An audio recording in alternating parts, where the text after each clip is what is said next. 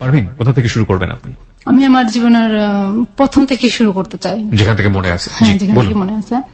আমরা কুমিল্লাতে থাকতাম, আমার আব্বু সহ আমার আব্বু তো পুলিশের চাকরি করে, তো আমরা ভাই বোন 5 জন, সবার বড় ওই আমি। তো আব্বা তো যেহেতু পুলিশের চাকরি করে, এক জায়গায় 3 বছরের জন্য পোস্টিং হন উনি। তো আমরা তখন কুমিল্লায় ছিলাম, তো কুমিল্লা থেকে কোরবানি ঈদ করার জন্য আমরা বাড়িতে যেতাম। তো বাড়িতে গেলে তখন আমাদের বাড়ি করা হয়েছিল। কুমিল্লা থেকে বাড়িতে যেতেন, মানে বাড়ি কোথায় ছিল? বাড়ি ছিল হলো গিয়ে নোয়াখালীতে। তো আমার দাদা ছিল নোয়াখালীতে, আমার দাদার আর কোনো ছেলে ছিল না, ছেলে মেয়েও ছিল না। আমার দাদি মারা গেছে আমার আব্বুকে 5 বছর বয়সে রেখে। তো আমার আব্বু একলাই ছিল, তো আমার দাদা বাড়িতে ছিল, বাড়িতে থেকে উনি একলাই রান্না বাড়া করে খাইতেন। তো আমরা গেছি ঈদ করতে গেছি, কোরবানির ঈদ। তো আমাদের তো প্রতি বছর কোরবানি দেওয়া হতো, তো আমি গেছি, আমরা সবাই ঈদ করতেই গেছি। পরে ঈদের পরের দিন চাঁদের আলো ছিল, তখন জ্যোৎস্নার আলো বাইরে। তো আমরা সবাই মিলে যেহেতু বলে আমাদের ফুফাতো ভাই ফুফাতো বোনরা সবাই মিলে আমরা লুকোচুরি খেলতেছিলাম। তখন ধরেন যে আমি ক্লাস 5-এ পড়তাম। তো 5-এ পড়ার একটা মেয়ের বয়স কতটুকু থাকে একটা অনুমান করা, কতটুকু আমি বলতে পারতেছি না তখন আমার বয়স কত ছিল। তো ক্লাস 5-এ পড়তাম। পরে হলো আমরা লুকোচুরি খেলতেছিলাম, আর এক সময় আমার একটা ফুফাতো ভাই আছে সুমন নাম, তো সুমন ভাই আমাকে আর আমার একটা ফুফাতো ভাই বোন ছিল স্বপ্না, তো আমাদের দুজনকে দৌড়াতে একটা বাড়িতে নিয়ে গেলো। একটা বাড়িতে নেওয়ার পরে ওখানে রাসেল নামে, আমাদের বাড়ির পাশে রাসেল নামে একটা ছেলে ছিল, তো ছেলেটার ঘরের সামনে নিয়ে গেলো। তো ও ঘর থেকে বের হচ্ছে মাত্র, বের হওয়ার পরে তো আমাকে হাত ধরছে, বলতেছে, আমি কি বললাম ছাড়েন, আপনাকে আমি চিনি না, আপনাকে হাত ধরছেন কেন? বলে যে ধরছি, ছাড়বো না, ধরছি কি ছাড়ার জন্য, ভাত রানবেকে ছেড়ে দিলে।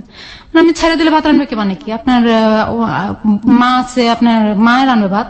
বলে যে না, শুধু মা রান্ধে, বউ তো রান্ধে ভাত। আমি কি বলেন এগুলো, আমি এখন ছোট মানুষ, আপনার আমার সাথে কি বলতেছেন এগুলো?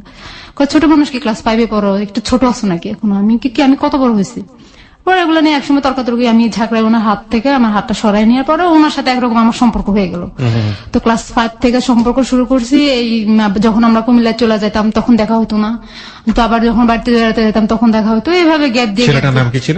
রাসেল। পরে ও এক সময় তার মানে ওর সাথে আমার সম্পর্ক অনেক ভালো হয়ে গেছে।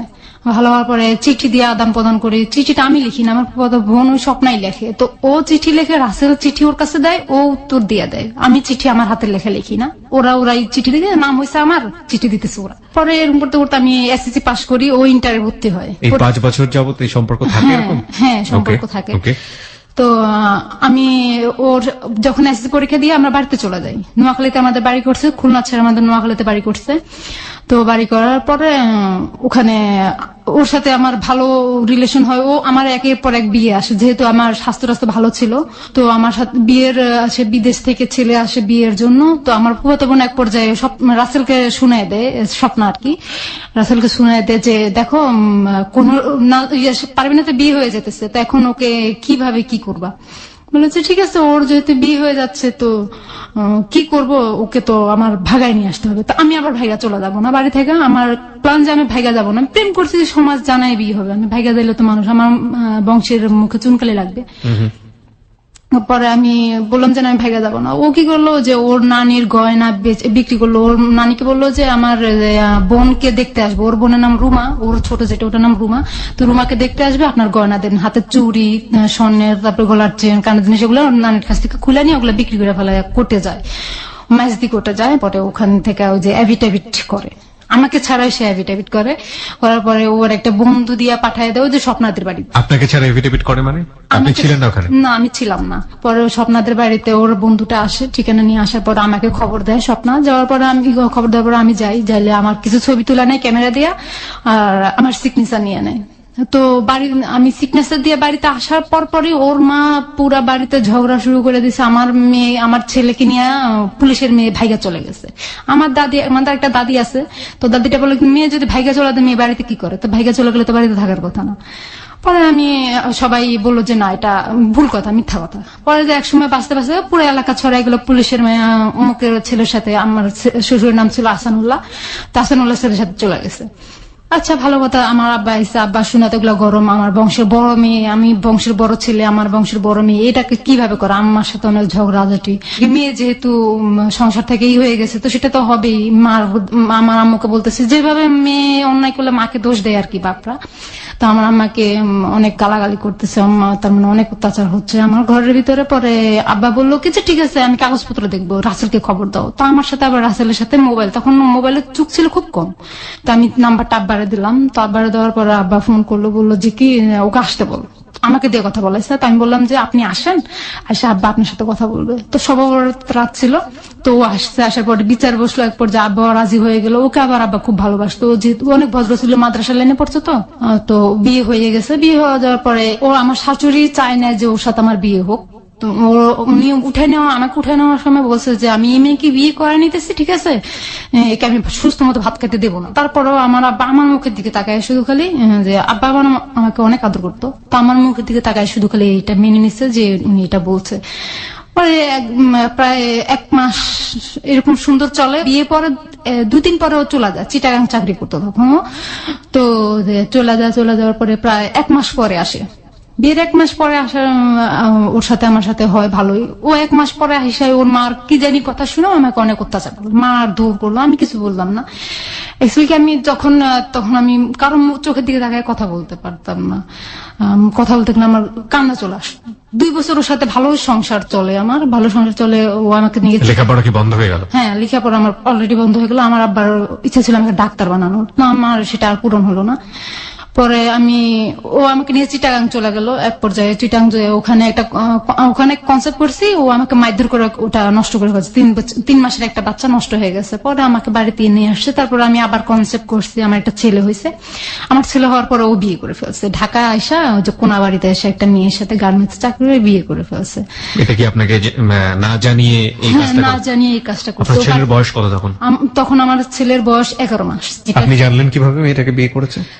মেয়েটাকে বিয়ে করেছে জানছি হলো গিয়া, ও আসতো না বাড়িতে। আমার ছেলে হয়ে যাওয়ার পরে ও বাড়িতে আসতো না। একদিন ঝগড়া লাগে আমাকে বলছিল যে আমার এই ছেলেটা নাকি আমার জারজ সন্তান, এটা নাকি ওর জন্মের না। আমি এটা ভেঙে পড়ছিলাম কথাটা বলার পর। আমি ঠিক আছে, তোমাদের সন্তান না যেহেতু, সেটা তোমাদের কোনো অধিকার নাই। আমি খুলনা চলে গেছি। খুলনা চলে যায়, ছেলেটা হয়েছে। হওয়ার পরে ও খবর পাইছে, ঢাকা থেকে বাড়িতে আসছে। আসার পরে নোয়াখালীতে আসছে। আমি খুলনা থেকে আবার নোয়াখালীতে ব্যাক করে আমার ছেলেকে নিয়ে পরে ও বাড়িতে আসছে। আসার পরে ছেলেকে দেখতে আসছে। আমি বলছি যে না, ছেলের সাথে তোমার কি অধিকার? তুমি এতদিন ধরে বাড়িতে আসো নাই, আজকে 5-6 মাস হয়ে গেছে তুমি বাড়িতে আসো না। তোমাকে ডাক্তার দেখাতে বলছি, তুমি তাও করলা না। তুমি বললা যেটা নাকি তোমার জারজ সন্তান। পরে ও বলতেছে যে না, তুমি এটা কি বলো, আমার সন্তান, দেখো তো চেহারাটা কার মিলে। আমি তো সেটা তো তোমার তখন উচিত ছিল না বলার। তুমি একবার চিন্তা করো না যে হওয়ার পরে চেহারাটা কার হবে। তখন নিজের ভুল নিজে বুঝতে পারে, বাড়িতে আসতেছে, তবু আমার মারধর করতেছে, অনেক মারছে, অনেক অত্যাচার করছে। পরে এরকম করে যখন ছেলের বয়স 5 মাস চলে, তখন সে ঢাকা চলে আসছে, আর বাড়িতে যায় না। বুঝতে পেরেছি, মানে অনেক গল্প আছে এর পেছনে। আপনি এক পর্যায়ে জানতে পারেন যে সে বিয়ে করেছে। সে নিজে থেকে এটা বলে না, সে নিজে থেকে এটা বলে না। একসময় আমি কি করি যে ছেলেটাকে আমার মানুষ করতে হবে, আমার ছেলেটাকে আমার মার কাছে দিয়ে আমি চিটাগাং চলে যাই। চিটাগাং কেন? চিটাগাং চলে চাকরি করার জন্য। আমি চাকরি করে আমার ছেলেটাকে মানুষ করবো। চিটাগাং কেউ ছিল আপনার চাকরি দেওয়ার না, মতো? চিটাগাং আমার কেউ ছিল না। আমি চিটাগাং চলে যাই। চিটাগাং চলে যাওয়ার পথে গাড়িতে একটা লোকের সাথে আমার দেখা হয়। ওই লোকটা ওর বোনের কাছে নিয়ে দিয়ে আসে। তোর বোন জামা ছিল আবার খারাপ। তোর বোন জামা আমার দিকে নজর দেয়। নজর দেওয়ার পরে একদিন রাতে আমার সাথে খুব ধস্তাধস্তি করে। ওনাকে আমি আবার খালু ডাকতাম। আবার আমি বলছি যে খালু, এটা সম্ভব নয়। আমি তখন একটা ইয়ের ভিতরে ছিলাম যে আমি ছেলে দিয়ে আসছি, আমার ছেলে আমার কাছ থেকে না, আমার কাছে খুব কষ্ট লাগতেছে। তো যখন আমি চিটাগাং চলে যাই, তার 4 দিনের মাথায় ওরা এলাকায় বিচার বসায় আমার ছেলেটাকে ওদের কাছে নিয়ে যায়। যে বউ যেহেতু নাই, ওর মাই যেহেতু নাই, তাহলে আমাদের ছেলে আমাদের কাছে দিয়ে দেখ, আমাদের নাতি আমাদের কাছে দিয়ে দেখ। এক পর্যায়ে বিচার বসায় ও আমার ছেলেকে ওরা নিয়ে যায়। তো আমার মা আমাকে ফোন দেয়। আমি বলেছি ঠিক আছে, পালক দিয়ে দিলে তো অন্য কোথাও চলে যায়, তো আমি পাইতাম না। এখন যেহেতু আছে, ওদের ছেলে ওদের কাছে আছে, বড় হলে একদিন আমার কাছে আসবেই। পরে এটার পরে দিয়ে দিল। তো আমি রাসেলের কাছে ফোন করে বললাম যে কি দেখো, যে আমার ছেলেকে তো ওরা নিয়ে গেছে, তোমার মা নিয়ে গেছে, এখন আমার ছেলেকে আমি চাই। বা ঠিক আছে, তোমার ছেলেকে তুমি যদি পাইতে চাও, তাহলে তুমি আমার কাছে চলে আসতে হবে। তুমি কোথায়? আমি ঢাকা। ও আমাকে বললো আমি ঢাকা কোথায়, কোনাবাড়িতে। আচ্ছা ঠিক আছে, তো আমি আসতেছি। তো আমি ঢাকা চলে আসলাম। ও আমাকে রিসিভ করলো, চৌরাস্তা থেকে রিসিভ করে নিয়ে কোনাবাড়ি গেলাম। তো ওখানে গেলাম, আমারে বললো যে কি তুমি আমার কাছে থাকো, তো আমি তোমার ছেলে বাড়িতে যাবো, যাইয়া তোমার ছেলেকে তোমার কাছে আয়না দেবো। তো ওর কাছে 1.5 মাস থাকার পরও আয়না দেয় না ছেলেটাকে আমার কাছে। তো ও 1.5 মাসের ভিতরে ওখানে যে বাসায় ছিলাম, ওই বাসার একটা মহিলা ছিল শাহিনুর নাম। তো ওই আপু আবার ওদের সাথে একসাথে চাকরি করতো। তো ও আমাকে আকার ইঙ্গিতে বলতো ওর সাথে সুমি নামের একটা মেয়ের সম্পর্ক আছে।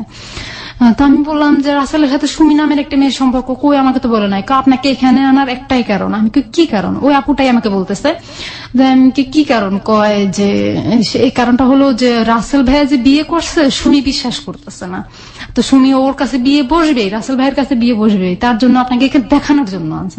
তাই কয় ও ওই মেয়েটাকে যখন সম্পর্ক গাঢ় হয়ে যেতেছে ওদের, তো আমাকে বাড়িতে পাঠিয়ে দিচ্ছে, তো তুমি বাড়িতে যাও, আমি আমার ফোন করে বলে দেবো তোমাকে ছেলে দিয়ে দেওয়ার জন্য। আমি বাড়িতে চলে আসলাম, দেখতেছি আমার ছেলেকে ওরা দিতেছে না। তো আমি কি বললাম, আবার ঢাকায় চলে আসলাম। ঢাকায় আমার গাজীপুরে আমার মেজো মামা থাকে, আমার বড় মামা থাকে, ওখানে থাকছি। ওখানে থেকে আমি ওই মেয়েটার কাছে, শাহিনুর নামের ওই মেয়েটার ফোন নম্বর নিয়ে আসছি। আমার আসার সময়, বাড়িতে যাওয়ার সময় আমি ফোন নম্বর নিয়ে আসছি। তো শাহিনুরের কাছে ফোন করে একদিন হঠাৎ প্রায় মাস 1.5 পরে ফোন দিয়ে জানতে পারে যে ওই রাসেল ওইখানে নাই। আর ওই গার্মেন্টসেও চাকরি করতেছে না, সুমিও নাই আর রাসেলও নাই, কেউ নাই। কোথায় গেছে? সুমি রাসেলকে নিয়ে ভাইগা চলে গেছে। তখন আমি শুনলাম যে ওদের বিয়ে হয়ে গেছে, ওরা ভাইগা চলে গেছে, এভাবে শুনলাম ওদের বিয়ে আচ্ছা হয়ে আচ্ছা, গেছে। ওকে। পরে আমি চাকরি করতেছি আস্তে আস্তে আমার মেজো মামার কাছে রয়েছি, চাকরি করতেছি, ওখানে মামা মামিও আছে। তো এভাবে চাকরি করতে করতে দেখতেছি যে ও আর আমার খোঁজ খবর নেয় না। রাসেল আমার, ওর আর কোনো ফোন আমি পাই না। ওর ফোন নম্বর আমার জানা নাই, যেটা জানা ছিল সেটাও বন্ধ। 1 বছর যখন হয়ে গেছে আমার চাকরির বয়স, আমার সবকিছু ভালো চলতেছিল, আমি আনন্দ ফুর্তি চলতেছিলাম, চাকরি করতেছিলাম। আপনার ছেলে তখন আপনার হাজবেন্ডের কাছে? হাজবেন্ডের কাছে, হ্যাঁ। মানে আর আপনি তখন চাকরি করে নিজে নিজে একা থাকেন? হ্যাঁ, নিজে আপনার পরিবার থেকে কি আপনাকে মেনে নেওয়া হচ্ছে না? না, আমার পরিবার থেকে আমাকে মেনে নেওয়া হচ্ছে। আমার মা বলছে যে ঠিক, আমার মার বিরুদ্ধে যে আমি চাকরি করতেছি, আম্মা বলতেছে তুমি বাড়িতে থাকো। আমি কিন্তু আমি বাড়িতে থাকবো না, আমি বাড়িতে থাকলে আমি নিজেকে কন্ট্রোল করতে পারবো না। বাবা কি বলতো এই সময়? আব্বা তো ওই যে আমার বিয়ের পর এখানে একটা কথা ছেড়ে গেছি আমি, আমার বিয়ের পরে আমার আব্বা বিয়ে করে ফেলছে, আরেকটা বিয়ে করেছে। একটা বিয়ে করে ফেলেছে। আপনার মার সঙ্গে সম্পর্ক ছিল না? না, চাঁদপুরের একটা মেয়েকে বিয়ে করে ফেলছে। চাঁদপুরের একটা মেয়েকে বিয়ে করে উনি চাঁদপুরে সেটেল হয়ে গেছে, চাকরি করে। মানে আপনাদের খোঁজ খবর নিত না? না, আমাদের খোঁজ খবর। ঠিক আছে, তো আপনি চাকরি করছেন, হ্যাঁ বলুন। তারপর পরে আব্বারও কোনো মতামত না। আব্বা বলে যে এই মেয়ে আমার সংসারে থাকবে না, আমার ঘরে থাকবে না, আমি আমার বাড়িতে থাকতে পারবে না। আব্বা মানে নিতে পারে না, আম্মার মেয়ে যেহেতু উনি তো আমাকে ফালাইতে পারে না। তো উনি আমাকে বলতেছে ঠিক আছে তুমি চাকরি যেহেতু করো, তোমার মেজো মামার কাছ থেকে করো। পরে আমি চাকরি করতেছি 1 বছরের মাথায়। 1 বছরের মাথায় একদিন আমি 7টা বাজে অফিস থেকে আসছি। আইসা আমার কাছে খারাপ লাগতেছে, সারাদিন ডিউটি করার পর আমার কাছে খারাপ লাগতেছে। আমি শুয়ে রয়েছি, শুয়ে টিভি দেখতেছিলাম। তখন হঠাৎ করে রং নাম্বার একটা ফোন আসে আমার কাছে, রং নাম্বার, বাংলা লিঙ্ক একটা নাম্বার থেকে আমার ফোন আসে। ফোন আসার পর আমি বলতেছি কে, যে বলে আমি কি, আপনি কে, আমার কাছে ফোন দিচ্ছেন, আপনি কে?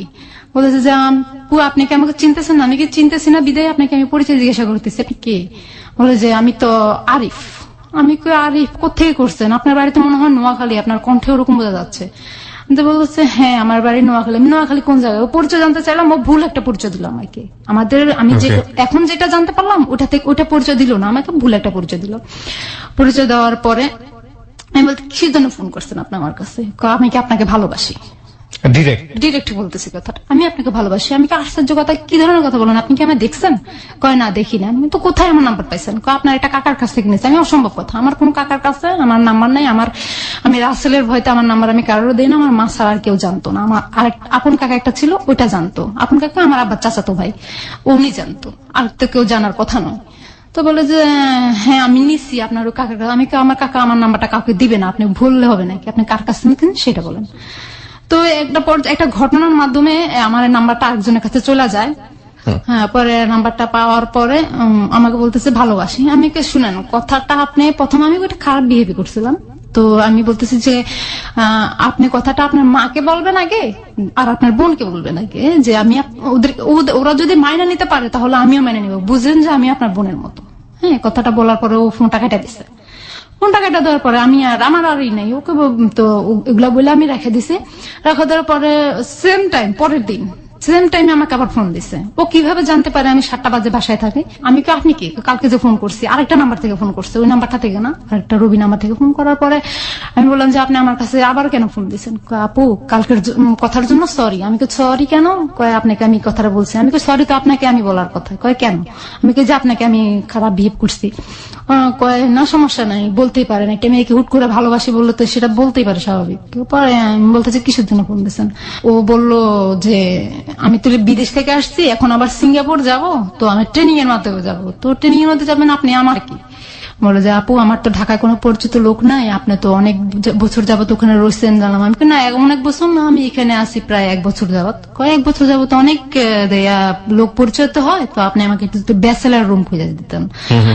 আমি দেখেন আমি তো বাড়িওয়ালার, ঢাকা শহরের বাড়িওয়ালা না, আমি আপনাকে রুম খুঁজে দেবো কিভাবে? আপু আপনি কথা বলেন, এক তেরা তেরা করে কথা বলেন। আমি কি আমার কথাই এমন, আপনি যদি ভালো লাগে তো বলবেন, না ভালো লাগে না বলবেন। আপু আমাকে একটা রুম যদি খুঁজে দিতেন। আমি ঠিক আছে, আপনি যেহেতু এত অনুরোধ করতেছেন, এত রিকোয়েস্ট করতেছেন, ঠিক আছে আমি দেখবো, না পাইলে আমার কিছু করার নেই। তো এরকম করতে করতে ওর সাথে আমার কথা চলতেছে, সুন্দর কথা চলতেছে ওর সাথে আমার পর্যায়ে আর কি ঠাট্টা, বাজে কোনো কথা হয় না, শুধু বলে আর কি ঠাট্টা দুষ্টামি, রাজনীতি নিয়েই কথা হয় বেশিরভাগ সময়। তো আমি এক সময় ওর সাথে ওর জন্য বাসা দেখলাম, যে আমি একটা বাসা দেখছি আপনি আসেন। তো ফার্স্ট টাইম ওর সাথে আমার দেখা, ও আসছে, ওর একটা খালাতো ভাই সজীব, ও সজীবকে সাথে করে নিয়ে আসছে। আসার পরে আমি ওকে দেখলাম, দেখা আমার অনেক ভালো লাগছে ওকে দেখা। দেখার পরে ভালো লাগছে? হ্যাঁ, দেখার পরে ওকে ভালো লাগছে, আমাকে ওর ভালো লাগছে, ওর মুখ থেকে শুনছি আর কি আমি। তো ও বলতেছে কি আচ্ছা ঠিক আছে বাসায় চলেন। তো আমি বাসায় নিয়ে গেলাম, ওর জন্য রান্না টান্না করলাম, অনেক কিছু করলাম। করার পরে আমি হয়তো বাসা দেখবেন না, আপনারা এখানে উঠছেন, আমার বাসায় আপাতত থাকেন বাসায় উঠা পর্যন্ত। তো ওদেরকে আমি বাসা নিয়ে যে বাসাটা দেখছি ওইটা দেখতে গেলাম। দেখার পরে ওদের পছন্দ হয় না এই বাসা। আমি ঠিক আছে পছন্দ হয় না, আমার কিছু করার নেই, আমার আর হাতে আর কোনো বাসা নেই, আপনারা এখন তাইলে আর আপনাদের মতো আপনারা থাকতে পারেন। পরে ওদেরকে নাস্তা টাস্তা করাই দিলাম। ওরা পরের দিন রাত ওখানে ছিল, ওই রাতটা আমাদের বাসায় ছিল, আমার বাসায় ছিল 2টা রুম। তো ওই রুমে আরেক রুমে ওরা 2 ভাই ছিল, আর আমি আমার মামির কাছে ছিলাম। পরের দিন সকালবেলা উঠছে, আমি নাস্তা দিয়েছি, ওদেরকে নাস্তা খাইছে, খাওয়ার পরে চলে গেছে। ওরা ওই যে ইয়াতে ফকিরাপুর চলে আসছে, হোটেল থাকবে ওইখানে। তো ফকিরাপুর চলে আসার পরে আমি ওকে বললাম যে কি ঠিক আছে আপনার যেহেতু চলে গেছেন ভালো কথা, আমরা তো আমার একটা বান্ধবী ছিল রানী নাম, এই গাজীপুরেই। তো ও সহ ও বিদেশ যাবে, গার্মেন্টস বিষয়ে ইন্টারভিউ দিচ্ছি, ও আর আমি দুজনই ইন্টারভিউ দিচ্ছি। আচ্ছা, দুজন টিকছি, মেডিকেলও হয়েছে টিকছি। ও পাসপোর্ট বানাবে, আমার পাসপোর্ট বানানো আছে। তো ও পাসপোর্ট বানাবে, পাসপোর্ট বানানোর পরে ওর ভাবির বাসায় যেতে হবে। ওর ভাবির বাসা হচ্ছে মুগদাপাড়া। তো ভাবির বাসায় যাবে। তো আমি বললাম যে ফোন দিয়ে বললাম যে কি আরিফ তুমি কোথায়? তুমি শুরু হয়ে গেছে এর মধ্যে আপনাদের? হ্যাঁ, মানে দেখার পরে কি আপনারা প্রেম ভালোবাসা? না না না না, তখন কোনো ভালোবাসা প্রেম ছিল না, বন্ধুত্ব জাস্ট। তো ও বলতেছিল আপনি করে বলা তো ভালো লাগে না, তো তুমি করে বলো। তো তুমি করে বলতে বলতে আমি বললাম যে আরিফ তুমি কোথায়? কয় আমি তো ফকিরাপুর। তো বলতেছে যে কি ঠিক আছে, তো তুমি কোথায়? আমি তো বাসায়, রানী সহ আমরা ইয়াতে আসতেছি, মুগদাপাড়া আসতেছি, তুমি কি আমার সাথে দেখা করতে পারবে? হ্যাঁ দেখা করতে পারবো। তো ঠিক আছে চলো দেখা করবো। দুপুরবেলা রানীর ভাবির বাসা থেকে ভাত খেয়ে বের হয়েছি, বের হয়ে একটা ছবি বের হয়েছে শাকিব খানের, তো ওই ছবিটা দেখবো হলে ঢুকছি। ঢুকার পরে ওর খালাতো ভাই আর ও বসছে এক পাশে, ওর পাশে আমার সিটে, ওর পাশের সিটে আমি বসছি, আমার পাশে বাম পাশের সিটে আবার রানী বসছে। তো আমি আর আরিফ হয়েছি কাছাকাছি সিটে। তো ওর হাতটা আমার হাতের সাথে লাগছে, লাগার পরে আমি হাতটা সরাই ফেলছি, সরাই ফেলার পরে আমি সন্দেহ হয়ে যাচ্ছিল। পরে আমি রানী বলে যে কি চল আমরা বাসায় চলে যাই, সন্দেহ হয়ে যাচ্ছে কিভাবে যাবো বাসায়। পরে আমরা চলে আসার সময় আরিফ রিক্সা উঠে দেবে, তো রিক্সা উঠে দেওয়ার সময় হালকা হালকা বৃষ্টি পড়তেছে, রিক্সা উঠে দেওয়ার সময় দেখি যে ওর চোখে পানি। পরে রাতের মনে হয় তখন 10টা বাজে, 10টা বাজে আমাকে একটা SMS করছে যে তোমার জন্য আমার চোখের পানি আসে কেন, তুমি আমার কি হও? তা আমি বলতেছি কি বলেন এগুলা, কি বলো তুমি এগুলা, যে আমার জন্য তোমার চোখের পানি আসে কেন আসে, আমি তো জানি না, তুমি তো আমার জান হও। তো কথা বলার পরে আমি জান হই মানে কি কথা বলেন এগুলো, তো কি আমি তো বন্ধুত্ব তোমার সাথে পরিচয়, তো তুমি কি কথা বলে এগুলো জান হই? বলে ঠিক আছে তুমি কি অ্যাকসেপ্ট করবে না আমার প্রস্তাবটা? আমি কই হ্যাঁ অ্যাকসেপ্ট করতে পারি, আমি ভাবতে হবে আমার। তো ও আমাকে ভাবার জন্য 2 দিন টাইম দিছে। 2 দিন পরে আমি ওকে আমার আনসার জানাইছি, ঠিক ঠিক আছে, দুজনের সুন্দর মতো চলতেছে সম্পর্ক। তার আগে আমাকে একটু বলেন তো, আপনি তো জানতে পারলেন যে আপনার হাজবেন্ড আরেকটা বিয়ে করেছে, আপনি তাকে ডিভোর্স দিয়েছিলেন বা আপনার হাজবেন্ড? না না, তার সাথে আমার কোনো, তার ফোন নম্বর, সে বাড়িতে আসা বন্ধ করে দিচ্ছে অলরেডি। তার দুজনের কেউই আপনার ডিভোর্স দেননি তখন? না না, তখন কাউকে কেউ ডিভোর্স দেয় নাই, ও বাড়িতে আসা বন্ধ করে দিচ্ছে অলরেডি। আরিফ সাথে আমার সম্পর্ক চলতেছে, এরকম করতে করতে 3 মাস ওর সাথে আমার সম্পর্ক এভাবে মোবাইলে হচ্ছে, দেখা হয়েছে মোবাইলে, একবার দেখা হওয়ার মোবাইলে কথা চলতেছে। তো একদিন আমি বললাম যে কি দেখো, আমার তো চাকরি করতে আর ভালো লাগতেছে না, আমি বাড়িতে চলে আসতেছি। হলো গিয়া আমি বাড়িতে আসছি আর ও আমার বলতেছে আমার সাথে দেখা করো। কোথায় দেখা করব? ফেনীতে দেখা করো। তো ফেনীতে দেখা করব, আচ্ছা ঠিক আছে দেখা করব। তো দেখা করতে গেছি আমি, তার মধ্যে আরেকটা কথা ফালাই গেছি, আমি ওর খালাতো ভাই সজীবকে জিজ্ঞাসা করছি যে ভাইয়া তুমি, ও আরিফের পাও কাটা গেছে আমি ও আমার, সজীব আমার বলতেছে আপু আরিফ ভাইয়ের পাও কাটা গেছে। আমি কি, কিভাবে কাটা গেছে? বাস থেকে নামার সময়। তো ওকে নিয়ে যাও না, ইয়াতে নিয়ে যাও, ফার্মেসিতে নিয়ে যাও। হ্যাঁ ফার্মেসিতেই আছে। তো আমি ওকে সেবা করার তো ঢাকা শহরে কেউ নাই, তো তাহলে কি করবা? বিয়ে করাই দাও তোমার ভাইকে একটা। আমার ভাইকে বিয়ে করাবো না করবো সেটা আপনাকে জিজ্ঞাসা করবো না, কাউকে জিজ্ঞাসা করবো? আমি ঠিক আছে সমস্যা নাই, ওকে তোমার ভাই তোমাদের ইচ্ছা। পরে আমি বললাম আমার সাথে এইভাবে কথা হতেছে, আমি বাড়িতে চলে আসলাম। তো বললাম না বাড়িতে চলে আসলাম। তারপরে বাড়িতে চলে আসার পরে আমাকে ফেনী দেখা করতে বললো। তো ওর একটা চাচাতো ভাই হারুন নাম, এলাকার ভিতরে ওর চাচাতো ভাই হারুন নাম, তো ওই হারুন সহ ও গেছে ফেনীতে। তো আমিও গেছি, যাওয়ার পরে কথা বলতেছি, একটা রেস্টুরেন্টে ঢুকে কথা বলতেছি। তো কথা বলার পরে পাশে একটা কাজী অফিস লেখা একটা ইয়া টানানো থাকে না, ওগুলা টানানো আছে। তো আমি কাজী অফিস দেখে বলতেছি যে ওই যে দেখো কাজী অফিসের ইয়া লাগানো আছে। তো হারুন ভাই বলতেছে যে কি, যে কাজী অফিস কি লাগবে নাকি? আমি হ্যাঁ সেটা আপনার ভাইকে জিজ্ঞাসা করেন। এখন আরিফ বলতেছে কি হ্যাঁ লাগবে, সময় হলে তো অবশ্যই লাগবে। ঠিক আছে তাহলে চলো এখনই কাজী অফিসে চলো। আমি দুষ্টামি করতেছি, ও ভাবছে যে আমি সিরিয়াসলি বলতেছি। তো বলতেছে তুমি কি সিরিয়াস বলতেছো? ওর চোখ মুখের দিকে তাকাই, আমি বলতেছি তুমি কি সিরিয়াস বলতেছো? সজীব কি এটা জানতো, আপনার আগের সম্পর্কে জানতো? হ্যাঁ আরিফ জানতো আমার সম্পর্কে, কারণ আমার ছেলের ছবি আমার ঘরের জানালায় টানানো ছিল। আচ্ছা, মানে আপনার একটা ছেলে আছে, আপনার বিয়ে হয়েছে, ডিভোর্স হয়নি, এগুলো সব জানতো? সব জানতো। ও রানীর কাছ থেকে সব শুনে ফেলছে। আচ্ছা, রানী ওকে বলে দিচ্ছে আমার যে বিয়ে হয়েছে। তো ও আমাকে একদিন জিজ্ঞাসাও করছে, হঠাৎ করে জিজ্ঞাসা করছে তোমার কি বিয়ে হয়েছে? আমি কি হ্যাঁ হয়েছে। এটা তুমি কার কাছ থেকে শুনছো? আমি রানী বলছি। ভালো কথা, জানলে তো ভালো কথা। বেশ পরে ওখানে কথা বললাম, হারুন আরিফ আমি সহ গল্প করে আমি বিকালের দিকে রওনা হলাম, ফেনী থেকে বাড়ি চলে আসলাম। আসার পরে ওর সাথে আমার কথা হতেছে। ও একদিন হঠাৎ করে ঢাকায় আসছে, আমি তো বাড়িতে, ও ঢাকায় আসছে। আসার পরে ঢাকা থেকে 2 দিন থাকার পর আমার বলতেছে যে তুমি ফেনীতে আসো। আমি তুমি কোথায়? আমি তো ঢাকা। তুমি ঢাকা, আমি ফেনী যাই কি করবো? তুমি আসোই না, তোমার যেটা বলছো সেটা করো। আমি তো ঢাকা যাবো, ফেনীতে যাবো, তুমি ঢাকা থেকে কখন আসতেছো? আমি গাড়িতে উঠছি, তুমি আসো। তো আসার সময় তোমার কিছু কাপড় চোপড় নিয়ে আসবা। তো আমার মাথায় এটা ধরছে কি ব্যাপার, আমি কাপড় চোপড় নিয়ে ওখানে কি করতে যাবো? তো বলছে কাপড় চোপড় নিয়ে আসো, তোমাকে এত কথা জিজ্ঞাসা করতেছি না, তুমি কাপড় চোপড় নিয়ে আসো, আমার কাজ আছে। ঠিক আছে আমি 2টা কাপড়, হ্যাঁ 2টা কাপড় চোপড় নিয়ে আমি যাইলাম একটা শপিং ব্যাগ করে 2টা কাপড় চোপড় নিচ্ছি, আর কিছু মেয়েদের যা কসমেটিক লাগে নিচ্ছি, নিয়ে আমি ফেনীতে গেছি। তো আমি ফেনীতে প্রায় আধা ঘন্টার মতো ওয়েট করার পরে ও আসছে। আসার পরে আমি তুমি কোথেকে আসছো? আমি কি মাত্র ঢাকা গাড়ি থেকে নামলাম। ঠিক আছে কোথায় যাবে এখন? তুমি আমার কাপড় চোপড় নিয়ে আসতে বলছো, তুমি যাবে কোথায়? বলে চলো আমরা চিটাগাং যাবো। চিটাগাং কি করতে যাবো? ওখানে তোমার কে হয়? আমার তো কেউ থাকে না ওখানে। চলো না যাবো, আমার বন্ধুর বাসা আছে। ঠিক আছে চলো। তো আমার ওর প্রতি খুব বিশ্বাস ছিল, আমি ওর কথা অনুযায়ী চলে গেছি। আমি এই কথাটা চিন্তা করতে পারি নাই যে ও আমাকে ওখানে নিয়ে কি করবে। প্রিয় শ্রোতা, আমরা 4 মিনিটের ছোট্ট একটা বিরতি নিতে চাই। হ্যাঁ পারভিন বলুন, তারপর চিটাগাং গেলেন আপনি? হ্যাঁ ওর সাথে চিটাগাং গেলাম। তো আমাকে কোন একটা জায়গায় নিয়ে গেছে, এখনো পর্যন্ত আমি মনে করতে পারতেছি না সে জায়গাটার নাম, এখনো পর্যন্ত আমার মনে নাই।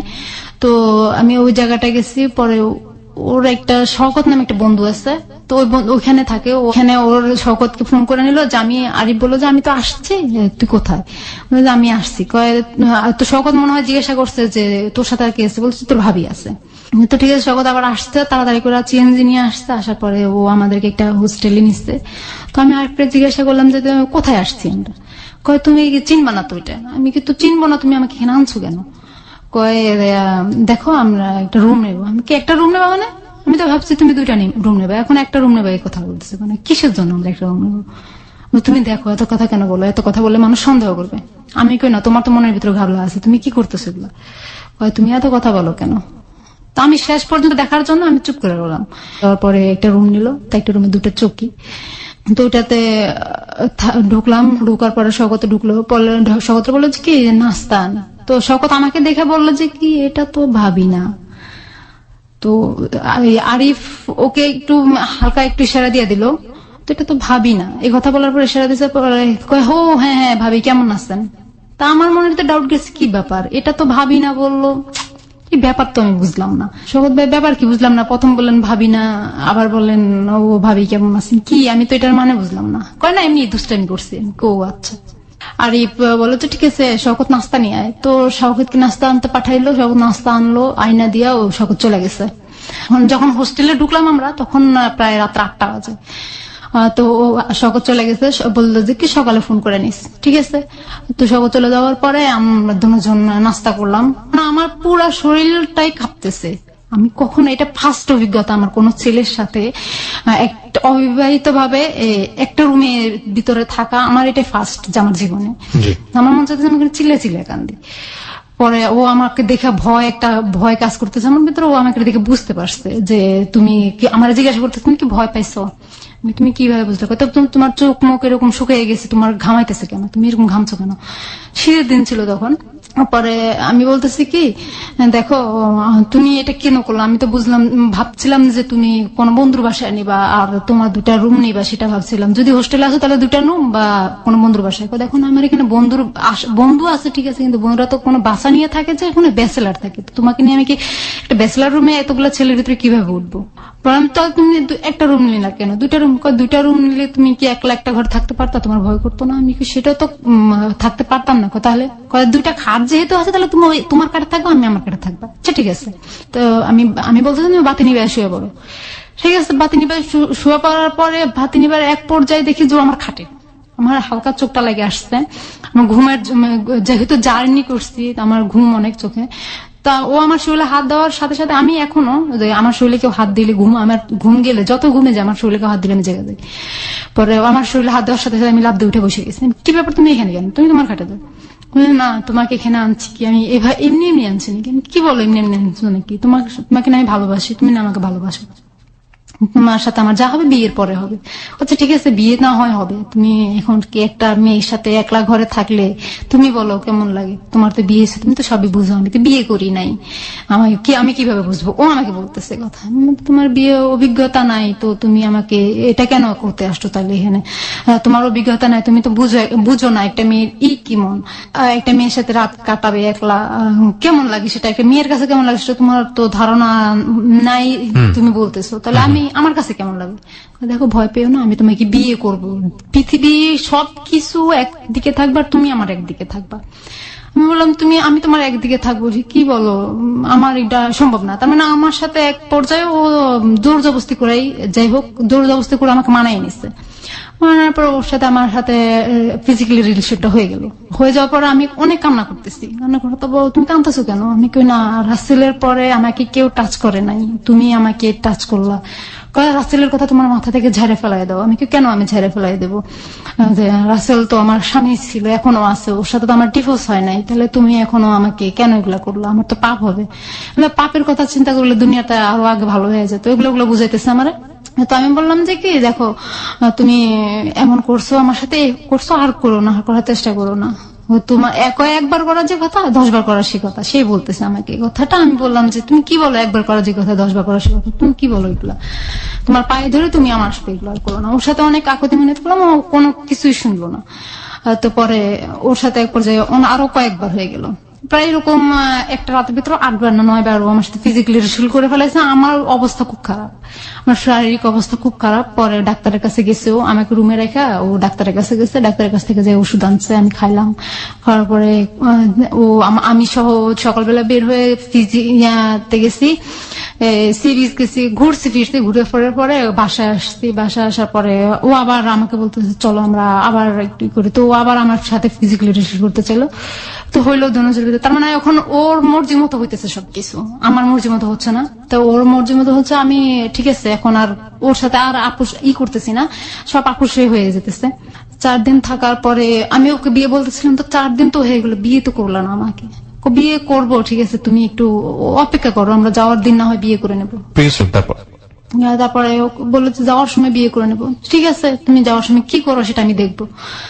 ঠিক আছে, পরে 4 দিন পরে সকালবেলা বের হয়ে নাস্তা টাস্তা করলাম হোটেলে। তো শওকতের সাথে আবার দেখা হলো, শওকতকে ফোন দিয়ে ডেকে আনলো। দেখা হওয়ার পরে তো শওকত বলেছে ঠিক আছে ভাবি যান, বাড়িতে যান, দেখা হবে। আমি কই বাড়িতে? ভাবি তো আপনার এখনো হই নাই। আমি কই কি বলেন ভাবি হন নাই? ভাবি না হয়েই তো ওইখানে আসছেন। আমি কই দেখেন আমি আপনার কাছে কি স্মরণ করবো, আমার তো মাথা নষ্ট হয়ে যেতেছে, আপনারা কি করলেন এটা? শওকতের সামনে সরাসরি বলতেছি কথাটা। তো শওকত বলে যে ভাবি চিন্তার কিছু নাই, আমি আছি তো, আপনারা কোনো চিন্তা করেন না। আরিফ ভাই অমন ধরনের মানুষ না যে আপনার সাথে 2 নম্বরই করবে।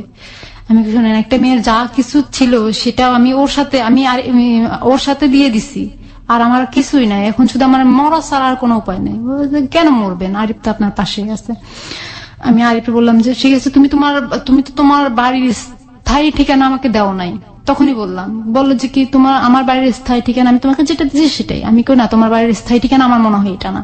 কয় তোমার তো অনেক কিছুই মনে হবে এখন, তুমি এটা মনে করার দরকার না, চলো আমরা বাড়িতে যাই আগে। তো গাড়িতে উঠে গেল। গাড়িতে যখন টিকিট কেটে উঠলো তখন আমার মাথায় ঢুকলো, তো বলছে যে বের হওয়ার সময় বিয়ে করে নেবে। তো কই, এখন তো গাড়িতে উঠে যাচ্ছে। আমি আরিফে বললাম তুমি গাড়িতে উঠে যাচ্ছ কেন, তুমি আমার সাথে চলো, কাজিয়াপুরে চলো। ঠিক আছে, আমরা নোয়াখালীতে যাই, তারপরে বিয়ে করবো। তো চিটাগাং থেকে নোয়াখালীতে আসলাম। নোয়াখালীতে আসার পরে তো আমাকে একটা সিএনজিতে উঠে দিল, সিএনজির পুরা ভাড়াই ওই দিল। উঠে দিয়ে সিএনজি কে বললো যে আমাকে বললো যে সিএনজি আলারে যেখানে বলবো সেখানে নিয়ে যাবে।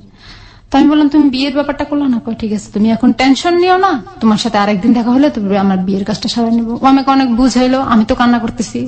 বুঝানোর পরে ওর বাড়িতে চলে গেলাম, আমি আমার বাড়িতে চলে গেলাম। ওর বাড়ির পাশে একটা লোক ছিল, আমার আবার দুলাভাই হয়। দুলাভাইটা ওর সম্পর্ক আবার বললো যে আমাকে বললো যে কি মহাসিনকে চিনো? আমি কি হ্যাঁ মহাসিনকে তো আমি চিনি, ও আমার যেটা তো বোনের জামাই হয়। ও আমার বন্ধু হয়। তো আমি যেদিন আবার চিটাগাং থেকে বাড়িতে গেছি, ও যেটা তো বোনের জামাইটা আমার বোনটাকে নিয়ে আমাদের বাড়িতে আসতে বেরোনোর জন্য। দুলাভাইটাকে জিজ্ঞাসা করলাম ভাইয়া আপনি কি আরিফকে চিনেন? কয় আপু কোন আরিফ? আমি কই যে লিবিয়া থেকে আসছে আরিফ। কয় হ্যাঁ, আর ওকে তো চিনি, ওর শ্বশুর বাড়ি আমার বাড়ির কাছে। তো এই কথাটা যখন বললো আমি স্তব্ধ হয়ে গেলাম। বলার পরে কি হয়েছে আপু, আপনি কথা বলতেছেন না কেন? আপনার খবর কি? রাসেল ভাইয়ের খবর কি? আমি রাসেল ভাইয়ের খবর বাদ দেন, আগে আরিফ ভাই যে আপনার বন্ধু আরিফ, উনি তো আমাদের আপনার সাথে পরিচয় কিভাবে? আমি আমার সাথে ঢাকায় একসাথে পরিচয়, আমি সত্যি কথাটা বলি না ওনার সাথে। তো আমি আচ্ছা ঠিক আছে, ওনার যে শ্বশুর বাড়ি আপনার বাড়ির কাছে, ওনার কি ছেলে মেয়ে আছে? হ্যাঁ একটা মেয়ে আছে। আমি আচ্ছা। পরে কয় তো আপনার কি খবর? আমি কেন আমার খবর ভালো। এই কথা বলে আমি আমার দুলা ভাইয়ের সামনে থেকে চলে এসে আমি আমাদের এলাকায় ধান ক্ষেত, আমার ঘরের পাশে ধান ক্ষেত, তো আমি ধানের জমির ভিতরে যাই, ধান তো বড় বড় হয়েছে, তো ধানের ভিতরে যাই আমি ইচ্ছা মতো কতক্ষণ কাঁদতেছিলাম। কারণ আমি ওর কাছে একটা ফোন দিয়ে ওকে অনেক গালাগালি করছি। ওকে অনেক তুই আমার সাথে এরকম করলি কেন আমার সাথে এরকম বেমানিটা করলি?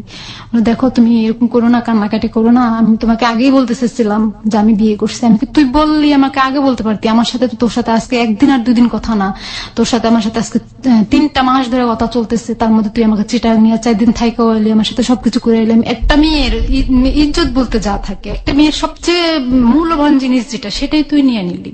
তুই কি করলি এটা? তো ও আমাকে এক পর্যায়ে বলে কি তাহলে তুই আমার সাথে বিয়ের আগে যেহেতু ছেলে আমাকে সত্তর দিয়ে দিস, তাহলে তুই আরো কত ছেলের সাথে করছিস? তার মানে উল্টা রিয়েকশন করে আমাকে। পরে আমি বললাম যে তাই নাকি? আমি ঠিক আছে তুই আমার সাথে যোগাযোগ করিস না। আমার মামার ছোট মামার খালা শ্বশুরের বিয়ে, তো আমি ওই বাড়িতে গেলাম, ওর শ্বশুর বাড়ির পাশেই, জানতাম না আমি। তো ওখানে গেছি, আর আমার ফোন দিছে তুমি আমার বলো তুমি কোথায়? আমি তো অমুক জায়গায় আসছি। তো কোথায় আসতো আমি নাম বললাম। পরে বলো তুমি ওই বাড়িতে কি করো? আমি বিয়েতে আসছি। কয় ওই বাড়ির পাশেই তো আমার শ্বশুর বাড়ি, তুমি আমার সাথে দেখা করো। আমি তোরে বলছি না তুই আমার চেহারা দেখবি না, তুই আবার আমার কাছে ফোন দিছিস, আবার আমার বলো দেখা করতে, সাহস তো কম না। তো বলে যে না তুমি আমার সাথে দেখা করো। তো ওর সাথে আমি এখান থেকে বিয়ে শেষ করে আমি ওখান থেকে বাড়িতে গেলাম বিকেলবেলা। পরের দিন আমি ওর সাথে সকালে দেখা করলাম ফেনীতে। কান্নাকাটি আমি অনেক কান্নাকাটি করছি ওদিন ওর সাথে। পরে ও বলছে দেখো তুমি এমন করো না, তুমি চাকরি করো, দেখো তোমার মন আবার ঠিক হয়ে যাবে, তুমি চাকরি করো, তুমি এখন বাড়িতে বসে আছো তো তার জন্য তোমার ভালো। আমি কিন্তু তুই চাস আমি আবার চাকরি করি, ওকে তুই তাই করে বলতেছি। তো ওর সাথে যখন আমার 3 মাস কথা চলতেছিল তখন হঠাৎ করে একদিন ওর বউ আমাকে ফোন দিছে। ফোন দিয়ে বলে যে কি আপনি কি আমার নাম ধরে বলতেছে আপনি কি অমুক, আমি কি হ্যাঁ, বলতেছে আমি কি তাহলে তুমি কি, কয় আমি আরজু। আরজু মানে কে, আরজু কি, তুমি আমার নাম্বার পেয়েছো কোথায়, কয় দেখেন আপনি যে আরিফ নামের ছেলেটার সাথে কথা বলেন আমি ওরই চাচাতো বোন। আমি কি তুমি আমার নাম্বার পাইছো কোথাও, ভাইয়ার সাথে তো আমার অনেক ফ্রি, তো ভাইয়া আমাকে তোমার কথা সব বলছে, ভাইয়া অনেক কষ্ট করেছে ছোট থেকে, তুমি ভাইয়াকে কোনোদিন কষ্ট দিও না। আমি কি তুমি কি হো, তোমার কি বিয়ে হয়েছে, কয় হ্যাঁ আমি ওর যারা তো বোন হয়, আমার বিয়ে হয়েছে, আমার স্বামী বিদেশ, আমার একটা মেয়ে আছে, আমার শ্বশুর বাড়িতে কেউ থাকে না দেখে, কেউ নাই দেখে, আমি একলা মানুষ তো তাই আমি আমার বাপের বাড়িতে থাকি। তো এই কথাটা বলার পর আমি ওই কথাটা তখন ওর কাছে তুললাম যে তাহলে তোর বউ আমাকে এই কথাটা বললো কেন, আর ঝুঁকে, কয় আমার বউ। আমি তাহলে তোর বউ এই কথাটা বললো কেন যে তুই ওর চাচাতো ভাই লাগছ, তোর যারা তো বোন লাগে, বললো যে কি এই কথাটা ওই কারণে বলছে। আমি ওকে বলছিলাম যে তুই ও যদি এই কথাটা না বলে তাহলে ওকে আমি তালাক দিয়ে দেবো, এই কথাটা ভয়তেও বলছিল। বলে আমি একটা জিনিস ছিল কি ওর সাথে কথা যখন বলতাম, ও আমাকে যখন সুন্দর করে মাথায় হাত বুলায় একটা কথা বলতো আমি ওর কথাটা মাইনা নিতাম। রাগ করলে হাজার রাগ করলে ওর মুখের দিকে তাকায়, আমি রাগটা আমার মানে আমি রাখতে পারতাম না। আর পরে আমি আমার আরিফের কথাটা বললাম। মা কি আরিফ সম্পর্কে জানতো আপনার? আম্মাকে সব খুলা বলছি। কবে বলেছেন এটা? ওই যে ওর সাথে যেদিন বিয়ের পরে বিয়ে মানে এটা কি যখন আপনি জেনেছেন যে আরিফ বিবাহিত তখন বলেছেন নাকি তার আগে না বলেছেন? না তখন বলেছি, বিয়ে ওর বিয়ে হয়েছে এটা শোনার পরে বলছি। শোনার পরে আপনি কেন বলতে গেলেন?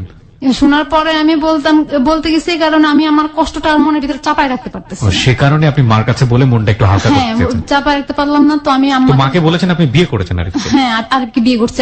কেন বললেন? আরিফের যে আরেকটা বউ আছে সেটা আমি বলি নাই আম্মাকে। তাহলে আপনি তো আমার বিয়ে করেননি, মাকে আপনি কেন বললেন যে আপনি কারণ না হলে আমি যে 4 দিন যে চিটাগাং ছিলাম, আম্মা আমার কাছে বারবার জানতে চাইছে 4 দিন মানে মার কাছে হালকা হতে গিয়ে আপনি মাকে মিথ্যা কথা বললেন? হ্যাঁ, তার 3-4 দিন পরে আমি ঢাকা চলে গেলাম। ওই 3-4 দিনের সাথে আমার যোগাযোগ ছিল।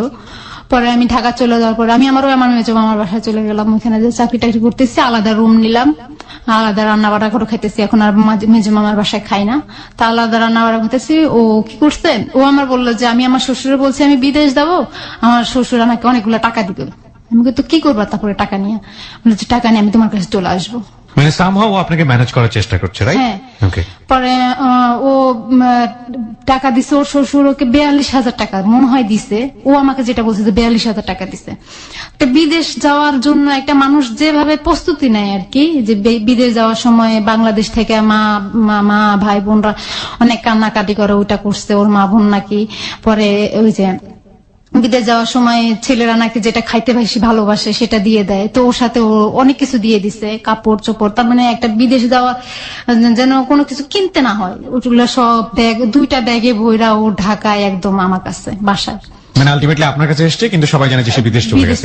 ওর বউ পরে সবাই জানে ও বিদেশ চলে গেছে। তো আমি কি শুনো যেটা তাহলে তুমি করলা কেন এটা, তোমার জন্য আমার খারাপ লাগতেছে, তোমাকে দেখে আমার খুব খারাপ লাগতেছে। তুমি যে আমাকে অনেক এখানে আসার পরে যখন ফার্স্ট তোমার সাথে দেখা হয়েছে, তুমি আমাকে গরমে বাতাস টাতাস করছো, গরমের দিন ছিল বাতাস টাতাস করছো, তো আমার তখন খারাপ লাগছে তোমাকে দেখা, অনেক ক্লান্ত ছিল। তুমি রাতে 2টা পর্যন্ত আমার সাথে গল্প করে, আবার ভোর 4টা ঘুমায়া 2টা বাজে ঘুমাইয়া আবার ভোর 5টা বাজে আজানের সময় উঠে আমার সাথে নাস্তা রাঁধছো, ওইটা দেখে আমার খুব খারাপ লাগছে। একটা মেয়ে কিভাবে এত ভালো হতে পারে, আর হলো গিয়া তুমি তোমার হাজবেন্ড তোমাকে তোমার মতো মেয়েকে কিভাবে ছাড়া আরেকটা ছেলেকে আরেকটা মেয়ে বিয়ে করছে। আমি কই সেটা তার রুচি, ওগুলার তুলনা। পরে ওর সাথে এভাবে চলতেছে প্রায় 2 বছর, ওর সাথে এইভাবে সম্পর্ক। আমার একই ঘরে বাড়িওয়ালারাও জানতো যে ও আমার হাজবেন্ড, বাড়িওয়ালাদেরকে বলছি যে ও আমার হাজবেন্ড, আমি বাড়িতে যাই বিয়ে করছি। আলটিমেটলি আপনি তো বিয়ে করেন নাই, মানে সব জায়গায় বলে বেড়াচ্ছেন আপনি বিয়ে করেছেন। বিয়ে করছি, হ্যাঁ, কারণ না হলে তো ওকে ওর সাথে একসাথে অবিবাহিত থাকা তো সম্ভব না। অবিবাহিত। তখন আপনি কি মানে গার্মেন্টসে কাজ করতেন? ঢাকাতে গার্মেন্টসে কাজ করতেন? গাজীপুরে। ওকে। পরে একটা জাপানি ইয়াতে লিডার হিসেবে ছিলাম, কোয়ালিটি লিডার হিসেবে ছিলাম, ভালোই বেতন পাইতাম, ভালো সম্মান ছিল ওইখানে আমার। ও চাকরি করে ওকে খাওয়াইতেছি। তো ও বললে কি সালাউদ্দিন নামে একটা লোক ছিল, ও জাপানের দোভাষী ছিল ওই গার্মেন্টসেই। তো দুবাসী ছিল। ওই সালাউদ্দিন ভাই আবার জানতো আমি যে ওই যে বিদেশির ইন্টারভিউ দিছিলাম, সেই সময়টাতে আরিফ আপনার সঙ্গে থাকা শুরু করেছে, আপনার ওখানে থাকে। ওকে, আমার সাথে ওখানে থাকে। পরে ওই সালাউদ্দিন ভাই জানতো আমি যে বিদেশ যাওয়ার জন্য ইন্টারভিউ দিছিলাম, আমার পাসপোর্টও জমা দিয়েছি, শুধু 25,000 টাকা লাগবে, আমার হাতে টাকা নাই, সেই জন্য আমি বিদেশ যেতে পারতেছি না। তো ও সালাউদ্দিন ভাই আবার আমাকে 20,000 টাকা দিবে ওকে, বিদেশ যাওয়ার জন্য। এটা আবার আরিফ জানে যে ওই সালাউদ্দিন ভাই আমায় বিদেশের জন্য 20,000 টাকা দিবে। তো আরিফ বলছে যে কি, তুমি আরেকজনের কাছ থেকে টাকা নিয়ে তুমি বিদেশ যাবে কেন, তুমি বিদেশ যেতে পারবা না, বিদেশ ভালো মেয়েরা যায় না। মানে আপনি বিদেশ যাওয়ার জন্য ট্রাই করছেন? হ্যাঁ, গার্মেন্টস এর বিষয়ে অলরেডি আমার বেতন টেতন ধরা হয়ে গেছে, 16,000 টাকা বেতন, আমার মেডিকেলও করা হয়ে গেছে, মেডিকেলও টিকছি। পরে এখন এই অফিস থেকে বিদেশে যে অফিস যেখানে ইন্টারভিউ দিছিলাম ওই অফিস থেকে বারবার আমাকে ফোন দিতেছে, আমি টাকা জমা দিতেছি না কেন ব্যাংকে। এটা ব্যাংকে টাকা জমা দেওয়া লাগতো, তো টাকা জমা দিতেছি না কেন। আমার বান্ধবী সব টাকা জমা দিয়ে দিচ্ছে, রানী সব টাকা জমা দিয়ে দিচ্ছে, আমি জমা দিতে পারতেছি না। এখন আর বলতেছে আমার বিদেশ যাওয়া লাগবে না। আমি না, বিদেশ যাইলে তো আমার ভালো হবে, তুমি বাংলাদেশে থাকলা আর আমি বিদেশ থাকলাম, তো বেশি করে টাকা পাঠালে তুমিও বিদেশ চলে গেলা, ব্যাস দুজন ওখানে সেটেল হয়ে গেলাম। ওকে, আমার এটাই ছিল পরিকল্পনা। তো ও বলছে কি, তো আমার বউ, আমি কি শোনো, তুমি একটা কথা চিন্তা করো সবসময়, যেহেতু আমি যাই না ফেলাইছি, তোমার বউ আছে, তাহলে তুমি একটা কাজ করো, তুমি তোমার বউ কাছে যাইতে পারবে না। কেন? আমি কেন, তুমি তোমার বউর কাছে, তুমি যেহেতু বলছো এটা তোমার জোর জবরদস্তি বিয়ে, তোমার মতে না বিয়ে, তাহলে তুমি ওখানে যাও না, একটা কাজ করো, তুমি টাকা পয়সা দিও ওদেরকে ওখানে, আমি চাকরি করে যা বেতন পাবো তার অর্ধেক দিয়ে ঘর ভাড়া চালাবো আর তোমার খাবো, আর তুমি যা করবা তার বেতন পুরাটাই তুমি আমার বাড়িতে পাঠিয়ে দিও, তোমার টাকা আমার সংসার, আমার ফ্যামিলি, আমার সংসারের দরকার নাই, আমার সংসার আমার টাকা হইলে এনাফ। মানে আপনি চাচ্ছেন যে ও পার্মানেন্টলি আপনার সঙ্গে থেকে যায়? হ্যাঁ, সেটা কি বিয়ে করে নাকি বিয়ে ছাড়াই? বিয়ে করে। বিয়ে করে, হ্যাঁ। তারপরে কি বললো আরিফ? পরে আরিফ বললো আচ্ছা ঠিক আছে। তো বিদেশ আর যাইতে পারলাম না। তো বিদেশের ওই যা সালাউদ্দিন ভাই বিদেশ যাওয়া বলে যে টাকাটা আমাকে পরে আমাকে 20,000 টাকা দিচ্ছে, তো ওই টাকাটা দিয়া কি করলাম, আমরা দুজন চলে গেলাম চিটাগাং চলে গেলাম বেড়াইতে। ঢাকা থেকে বাসায় তালা দিয়ে চিটাগাং গেলাম বেড়াইতে। মোবাইল কিনলাম একটা, আমি আমার হাতে মোবাইলটা যেটা ছিল সেটা ভেঙে গেছে। পরে আমি মোবাইল কিনলাম একটা, ওই মোবাইলটাও আমাকে চালাইতে দিল না, আমার হাতে থেকে নিয়ে নিল, বললো যেটা আমার মার জন্য একটা মোবাইল লাগবে। হ্যাঁ, আমি কোরিয়ান করে পাঠাই দিলাম, ঠিক আছে। পরে দুজন ঘুরে ফিরে চিটাগাং থেকে ঘুরে ফিরে আবার ঢাকায় আসলাম। ঢাকায় আসার পরে বাসায় চলতেছে, খুব সুন্দর মতো চলতেছে, খাইতেছি, আমি চাকরি করতেছি। ও বলে কি আমি নাকি চাকরি করলে ও তার মানে ওর সাথে আমার এখন গ্যাঞ্জাম আস্তে আস্তে শুরু হচ্ছে। আজকে ঝগড়া করতেছে, কালকে আমারে মারতেছে, পরশুদিন ঝগড়া করতেছে, এরকম প্রতিদিন আমার সাথে ঝগড়া, প্রতিদিন আমাকে ঝগড়া করে আমার সাথে মারে, প্রতিদিন আমাকে মারে, অনেক মারে। পরে হলো গিয়া বললাম তুমি আমার সাথে কেন মারামারি করো, তুই ইয়াতে যায় অফিসে যায় তুই বসের সাথে প্রেম করস। মানে আপনার এখানে থেকে আপনাকে গায়ে হাত তুলছে কন্টিনিউয়াসলি? হ্যাঁ, কন্টিনিউয়াসলি আমার গায়ে হাত তুলতেছে আর বলতেছে আমি নাকি ইয়াতে চাকরি করলে বসদের সাথে খালি প্রেম করি। আমি কি বসদের তো কোনো কাম নাই আমার সাথে, আমি কি এত বিশ্ব সুন্দরী যে আমার সাথে প্রেম করবে? কয় না প্রেম করে, আমি জানি। আমি কই তুমি আন্দাজি কিসের জন্য, তার মানে আমার সাথে ঝগড়া করার জন্য এগুলো করতেছো? তো তুমি যে তোমার বউর সাথে বাড়িতে কথা বলো তার জন্য কি আমি তুমি কিছু বলি নাকি? আমি আমার বউর সাথে কথা বলবো না তো কার সাথে কথা বলবো? আমি তো তা ভালো কথা, বউর সাথে কথা বলবো, তো আমার সাথে সম্পর্ক করছিল কেন? কয় তুই তাহলে আমার সাথে সম্পর্ক রেখে আরেক ছেলেদের সাথে কথা বলছিস কেন? আমি কই কথা বলছি, আমি তো ডিউটি করতেছি, আমি অফিসিয়াল কাজের জন্য বসদের সাথে কথা বলতেছি, যেহেতু আমি লিডার হিসাবে আমার একটা দায়িত্ব আছে। পরে বলে যে কি না তুই চাকরি করতে পারবি না। তো আমার ওর চাপে আমি চাকরিটা ছেড়ে দিলাম। তো ওই বিদেশে যাওয়ার জন্য শ্বশুর কাছ থেকে যে 42, আপনি চাকরি ছেড়ে দিলেন? চাকরি ছেড়ে দিছি। তাহলে আপনি খাবেন কি, আপনি করবেন কি? তো এখন ও বলতেছে তুই চাকরি করা লাগবে না, আমি তোকে খাওয়াবো।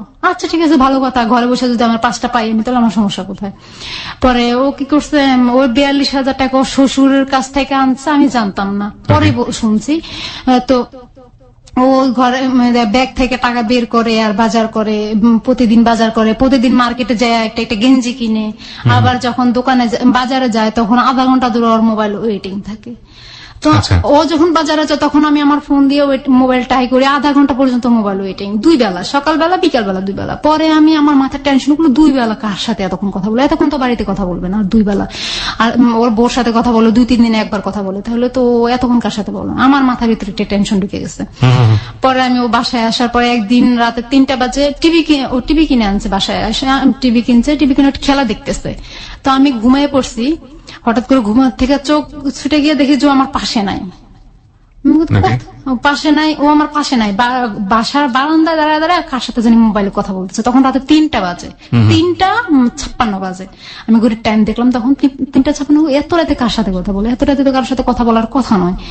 তো আমি আমি আবার তখন উঠে দেখলাম যে কথা বলতেছে, খুব আস্তে আস্তে কথা বলতেছে, আমি শুনি নাই কথাগুলা। পরে আমি আবার ওরা দেখে আমি আবার যা শুয়ে রয়েছি, ঘুমের ভান্দুরা চুপ করে শুয়ে রয়েছি। ও কথা শেষ হয়েছে আর 5 মিনিট 32 সেকেন্ড কথা বলছে। কথা শেষ হয়েছে আর ও যা শুয়েছে, শোয়ার পর সাথে সাথে ওর ঘুম চলে আসছে। ও কি করছে, আমি ঘুম থেকে শোয়া থেকে উঠছি, উঠে ওর মোবাইলটা চেক করছি, দেখি যে একটা মেয়ের একটা নাম্বার। তো নাম্বারটা আমি ওই নাম্বারটা সুন্দর করে দেয়ালে লিখে রাখছি, কোথাও খাতায় লিখে রাখলে ও দেখতো। পরে আমি দেয়ালে লিখে রাখছি। পরের দিন সকালবেলা ও যখন বাজারে গেছে, সকালবেলা আমি ওই নাম্বারে ফোন দিচ্ছি। নাম্বারে ফোন দিয়ে দেখি যে চিটাগাং ছাগলনাইয়া নামে একটা জায়গা আছে, ওই জায়গার একটা মেয়েটার নামটা আমি জানি না, মেয়েটার নামটা আমাকে বলো না। মেয়েটার আরেকটা মেয়ে আছে, মেয়েটার হাজবেন্ড বিদেশ থাকে। ওকে। তো ওই মেয়েটা, আমি এই তুমি কে? কয় আপনি কে?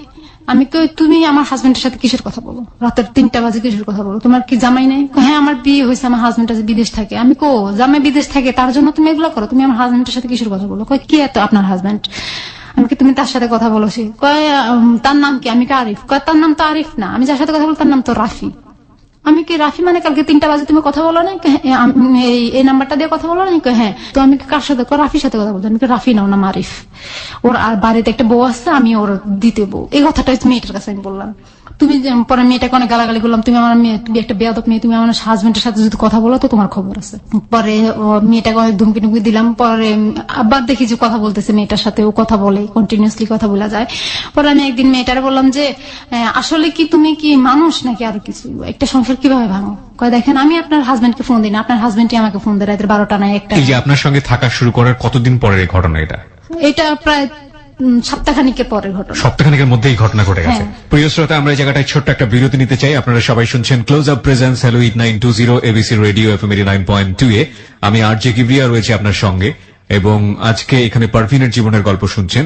আজকের এই জীবনের গল্পটি অসংখ্য অসংখ্য মানুষ আছেন আমাদের সোসাইটিতে, বিশেষ করে আমি মেয়ে বন্ধুদেরকে ইন্ডিকেট করে বলতে চাই, আপনারা অনেক অনেক অনেক বেশি আল্লাহ আপনাদেরকে হয়তো এভাবেই বানিয়েছেন, অনেক বেশি আবেগ প্রবণ তুলনামূলকভাবে ছেলেদের চাইতে। এবং এই আবেগের বশবর্তী হয়ে একটা মানুষ নিজের জীবনের জন্য কত বড় ভয়াবহ দুর্ঘটনা ঘটিয়ে ফেলতে পারে, তার একটা অসম্ভব অসাধারণ উদাহরণ হবে আজকের এই জীবনের গল্প। আমরা একের পর এক দেখতে পাচ্ছি যে জীবনে অনেকগুলো টানাপোড়েনের মধ্য দিয়ে যাচ্ছে আজকের এই অতিথি, যিনি পারভিন। মেনে নিচ্ছে, মানতে পারছে অথবা পারছে না, তারপরও এক ধরনের খড়কুটো নিয়ে বসবাস করে বেঁচে থাকার একটা অদম্য ইচ্ছা। নিঃসন্দেহে সে অবশ্যই আরিফকে ভালোবাসতো, নইলে সে জায়গা দিত না। এবং আরিফের বিবাহিত জীবন জানার পরেও তার মেনে নেওয়ার পেছনে অন্যতম একটা কারণ ছিল সে নিজেও বিবাহিত। ওই মেয়েটার সাথে আমার কথা হলোর পরে মেয়েটা বললো যে এরকম। পরে আমি আরিফকে বললাম যে দেখো তুমি এরকম কেন করতেছো, তোমার কি আমাকে দিয়ে হচ্ছে না? কই আমি মেয়েটার সাথে কথা বলতেছি না, কোনো মেয়ের সাথে আমি কথা বলতেছি না। আমি তাহলে এটা কি? এমনি আমার কাছে ফোন দেয়। আমি কি মেয়েটা তোমার কাছে ফোন দেয় না, তুমি মেয়েটার কাছে ফোন দাও, তাহলে এটা এখন প্রমাণ হয়ে যাক। ওকে। পরে বলতেছে কি প্রমাণ? আমি কই তাহলে মেয়েটার কাছে এখন আমি ফোন দেই। আমি মেয়েটার কাছে ফোন দিতে গেছি, ঠিক সেই সময় সে আমাকে একটা থাপড় দিলাম। আপনি আমাকে একটা জিনিস বলেন, যে আপনাকে বিয়ে করেনি, কন্টিনিউয়াসলি ভাবে অত্যাচার করছে, চাকরি থেকে ভাগায় নিয়ে আসলো, সেটাও আপনি মেনে নিলেন। এগুলো অত্যাচার আপনি কেন মানতেন ওর?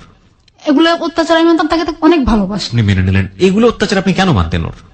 এগুলো অত্যাচার আমি মানতাম, তাকে অনেক ভালোবাসতাম, অনেক এতটাই ভালোবাসতাম যে আমি আমার নিজের চেয়ে ওকে বেশি ভালোবাসতাম। আমি that is the ultimate true answer. প্রিয় শ্রোতা, যাকে মানুষ ভালোবাসে তার শত অন্যায় চোখে পড়ে না, কেন জানি পড়ে না। কিন্তু কথা হচ্ছে অন্যায়েরও একটা লিমিট থাকে। লিমিটলেস অন্যায় সত্যি সত্যি কি ভালোবাসাকে বাঁচিয়ে রাখতে পারে শেষ পর্যন্ত? শুনুন, দেখা যায়। বলুন তারপর। পরে ও আমাকে অনেক, ওয়ালের সাথে বাড়ি দেওয়ার পর আমি চেঞ্জলেস হয়ে গেছি। পরে চেঞ্জলেস হওয়ার পরে ও আমাকে হুশ করছে, হুশ করার পর আমার কিচ্ছু মনে নাই। ওর আগে যে ও আমাকে কি করছে আমার কিছুই মনে নাই, কিভাবে আমি এভাবে হয়েছে সেটা আমার কিছুই মনে নাই। আমি শুধু এতটুকু আমার খেয়াল আছে যে আমার মাথার উপর পাড়াই ধরছিল। মাথার উপর পা রেখেছিল? মাথার উপর পা দিয়ে উঠে দাঁড়াইছিল, এটাও আমার মনে, এতটুকু আমার মনে আছে। পরে আমি বললাম যে আমি নিচে শুয়ে, পাকার ভিতরে শুয়ে রয়েছি কেন? তুমি পড়ে গেছিলা। তারপরের দিন ও বাড়িতে এসছে, আমাকে বলতেছে কে? আমি একটু মোহাম্মদপুর যাবো। আমি কেন? আমার বন্ধু আসে, ওর সাথে দেখা করবো। ঠিক আছে যাও। ও মোহাম্মদপুরের কথা কয়ে ও চলে গেল বাড়িতে। ওর বাড়ির সবাইকে বলে দিল কি ক্যান্সেল হয়ে গেছে, ওর ভিসা চলে আসছে। পরে ও বাড়িতে গেল, ও বেনলি ভাই বাড়িতে গেল, বাড়িতে 4 দিন ছিল ওর বাড়িতে। আমি বলতেছি কি তুমি আসতেছো না কেন? বলে যে আমি তো এখানে আসে বন্ধু বান্ধব আসতে দিতেছে না। পরে আসার পরে আসতে আসতে রাতের 12টা বাজে গেছে। এর মধ্যে রোজা চলে আসলো, একটা রোজাও ও থাকে না, আমাকে থাকতে দেয় না। পরে ও রোজার ঈদ গেল, কাপড় চোপড় নিজে কিনলো, ও আমাকে কাপড় চোপড় কিনে দিল না। ওর কাপড় চোপড় কিনা আবার ওর মেয়ের জন্য কাপড় চোপড় কিনা বাড়িতে পাঠিয়ে দিল। পরে সুন্দরভাবে ঈদ কাটলো। ঈদ কাটার পরে বলছিলাম কি তুমি এখন কি করবা? এর মধ্যে ও কি করছে, মেয়েটার সাথে সম্পর্ক না এই মেয়েটার সম্পর্কে আপনি জানতে পেরেছেন ততক্ষণে যে মেয়েটা আসলে কোন মেয়েটা, কোথায় থাকে, কি অবস্থা, নাম কি? মেয়েটার কাছ থেকে আমি সব জানা ফেলাইছি। মেয়েটা চিটাগাং যাওয়ার সময়, ফেনী পার হয়ে চিটাগাং যাওয়ার সময় ছাগলনাইয়া নামে একটা জায়গা আছে, ওইখানে থাকে। হ্যাঁ, তো আমি বললাম মেয়েটার সাথে ওর কন্টিনিউ এখনো চলতেছে প্রেম। ওর ঝগড়া হয়ে আমি 25টা ঘুমের ট্যাবলেট একসাথে খাওয়া ফেলাই। খাওয়ার পরে আমি সেন্সলেস হয়ে পরে প্রায় 20 মিনিটের মধ্যে আমি সেন্সলেস হয়ে পড়ার পরে আমি আর কি হয়েছে জানি না।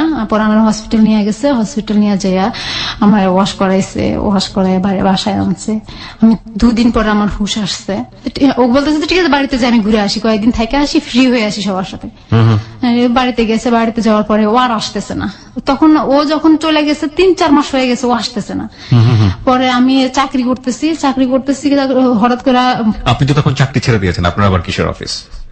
ও যে বাড়িতে যাবে 3 মাস চলে গেছে, 3-4 মাস চলে গেছে, ও আর আসতেছেই না। তখন কি মানে সেটা বুঝলাম, কিন্তু আপনি তাহলে কিসের অফিসে গেছেন? ও আমি আবার গার্মেন্টস চাকরি ও নিচ্ছি। এই সময়টাতে আপনি আবার গার্মেন্টসে কাজ হ্যাঁ, আবার করেছেন? গার্মেন্টসে চাকরি নিচ্ছি আমি। এভাবে তো বাসা ভাড়া বাইরে গেছে, 2 মাসের বাসা ভাড়া অলরেডি জমা হয়ে গেছে। স্যার আমি বলতেছি কি ব্যাপার, এভাবে তো চলে তো আমার এখান থেকে বের করে দিবে মানুষ, বাড়িওয়ালার বের করে দিবে, আমি কোথায় থাকবো? পরে আমি চাকরি নিলাম। চাকরি নেওয়ার পর ওর সাথে একসময় লাঞ্চে ঝগড়া হলো। ঝগড়ার পরে আমি ঘুমের ট্যাবলেট খেয়ে ফেললাম 10টা। মানে আপনি জানতেন ওর একটা বউ আছে, আপনি জানতেন যে ওর ক্যারেক্টার একটু ঝামেলা আছে, আপনি থাকা অবস্থায় আরেকটা মেয়ের সঙ্গে এরকম করছে, ওর বউকে একসাথে ও ব্লাফ দিচ্ছে, আপনাকে দিচ্ছে, আরেকটা মেয়ের সাথে আপনি ওকে হাতে নাতে ধরেছেন, তারপরও আপনি ওর জন্য এরকম করছেন? হ্যাঁ, তারপর আমি জানি না কিসের জন্য যেন আমি ওর প্রতি এতটা আগ্রহ হয়ে গেছি, এতটা বেশি ওর প্রতি এত বেশি আমি ইমোশনাল হয়ে গেছি। That's really happen in love, প্রিয় শ্রোতা। একজন মানুষ যখন একজন মানুষকে লাভ করে তখন তার ভুলগুলো তার চোখে পড়ে না, অন্যায়গুলো তার চোখে পড়ে না। It happen. এটা শুধুমাত্র ওর জীবনে সত্য নয়, যারা শুনছেন তারা হয়তো খুব সহজেই সমালোচনায় দেখতে পারবেন, কিন্তু এটা ঠিক যে আপনি নিজেকে দেখেও প্রশ্ন করে দেখেন, এবং এরকম মানুষ হয়তো আপনার চারপাশেই রয়েছে যারা ভালোবেসে একের পর এক অন্যায় এবং ভুলগুলোকে মেনে নেয়, কিন্তু সেটার একটা শেষ বোধহয় থাকে। ওকে, বলুন তারপর।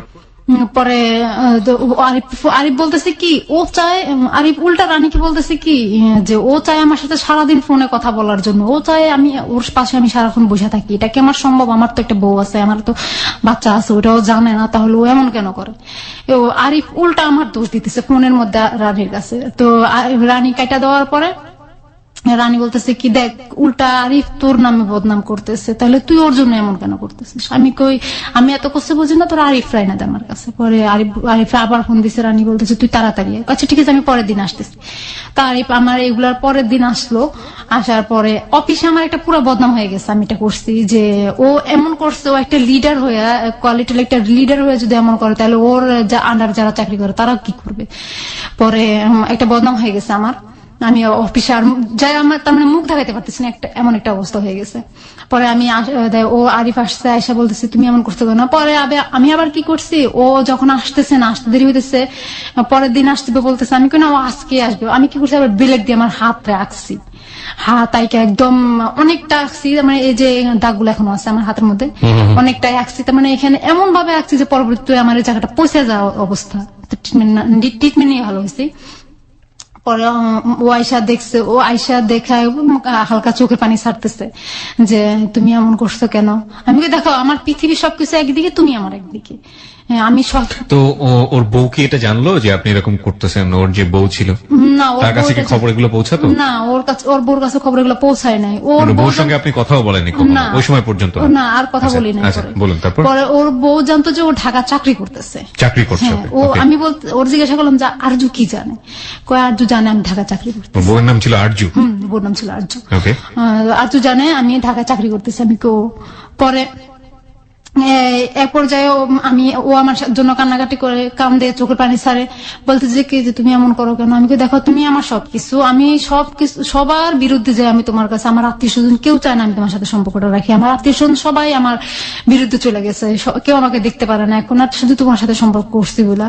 আমার মাও আমার সাথে এবার আইসা দেখে গেল, যা দেখে গেল আমার মা, তা দেখে আমার মা অনেক কষ্ট পাইছে, আমি তোমার জন্য এগুলা করছি, আমার মা দেখে গেছে আমি একটা পাগলের মতো হয়ে গেছিলাম, তাহলে তুমি আমাকে ছাড়া কেন যাও? মানে দেখো আমি তো ওদেরকে ওখানে মানাইতে হবে, ওরা যেহেতু জানা গেছে আমি বিদেশ ভিসা ক্যান্সেল করে বাংলাদেশ চলে আসছি, তাহলে ওদেরকে আমার মানাইতে হবে না আমি ঢাকায় চাকরি করতেছি, 2 দিন পর বাড়িতে না যাইলে ওরা বলবে যে নিশ্চয় ও ঢাকা কিছু একটা করছে, তাহলে ও আর বাড়িতে আসে না কেন? ওদেরকে যেন ওরা যেন বুঝতে না পারে। আমি কি আচ্ছা কোনোদিন যদি এমন হয় যে আরজু তোমাকে আমার কাছ থেকে নিয়ে গেছে তখন তুমি কি করবে? কয় না, আরজু তোমাকে আমার কাছ থেকে নিতে পারবে না, কারণ আরজু জানবে না যে তুমি আমার জীবনে আসছো। আচ্ছা ঠিক আছে। পরে এভাবে চলতেছে প্রায় বছর। মানে আপনি মেনে নিয়েছিলেন যে ওকে আপনি বিয়ে করবেন না, এভাবেই সংসার করবেন, এভাবেই ওকে করবেন। আমি অনেকবার বলতেছি যে তুমি বিয়ে করো আমাকে, কিন্তু তারপরে ও তো আপনাকে যেহেতু বিয়ে করছে না, সুতরাং আপনি এটা মেনে নিয়েছিলেন। সামহাও ও থাকুক আমার লাইফে, যে কোনো ভাবেই হোক ও থাকুক।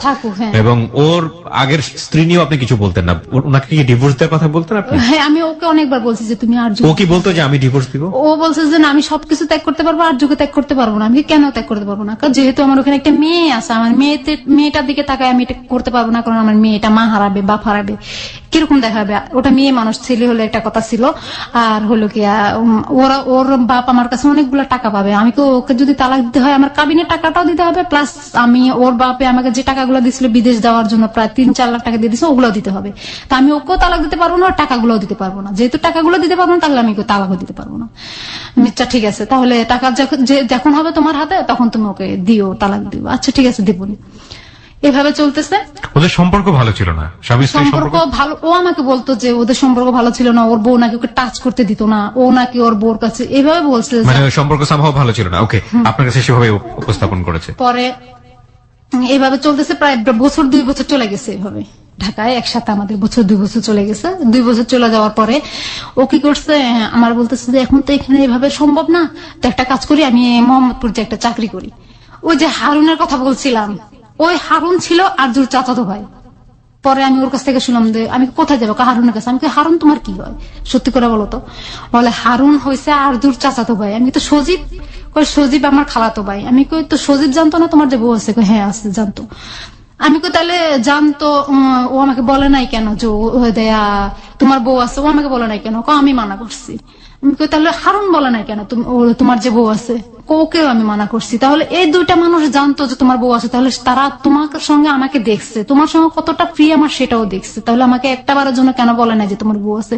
এবং তোমার বউ আমাকে বলে নাই তোমার, তাহলে তোমাদের কি প্ল্যান ছিল? আমাকে নিয়ে কি প্ল্যান ছিল? তোমাকে তো চিন্তামই না, কিসের প্ল্যান ছিল? আমি তো তোমাকে তো আমি চিন্তাম না, তোমার আমার বয়সে আমি দেখি নাই কোনোদিন। তাহলে তুমি পরিচয় হওয়ার আগে তাহলে তুমি কেন এটা করলা?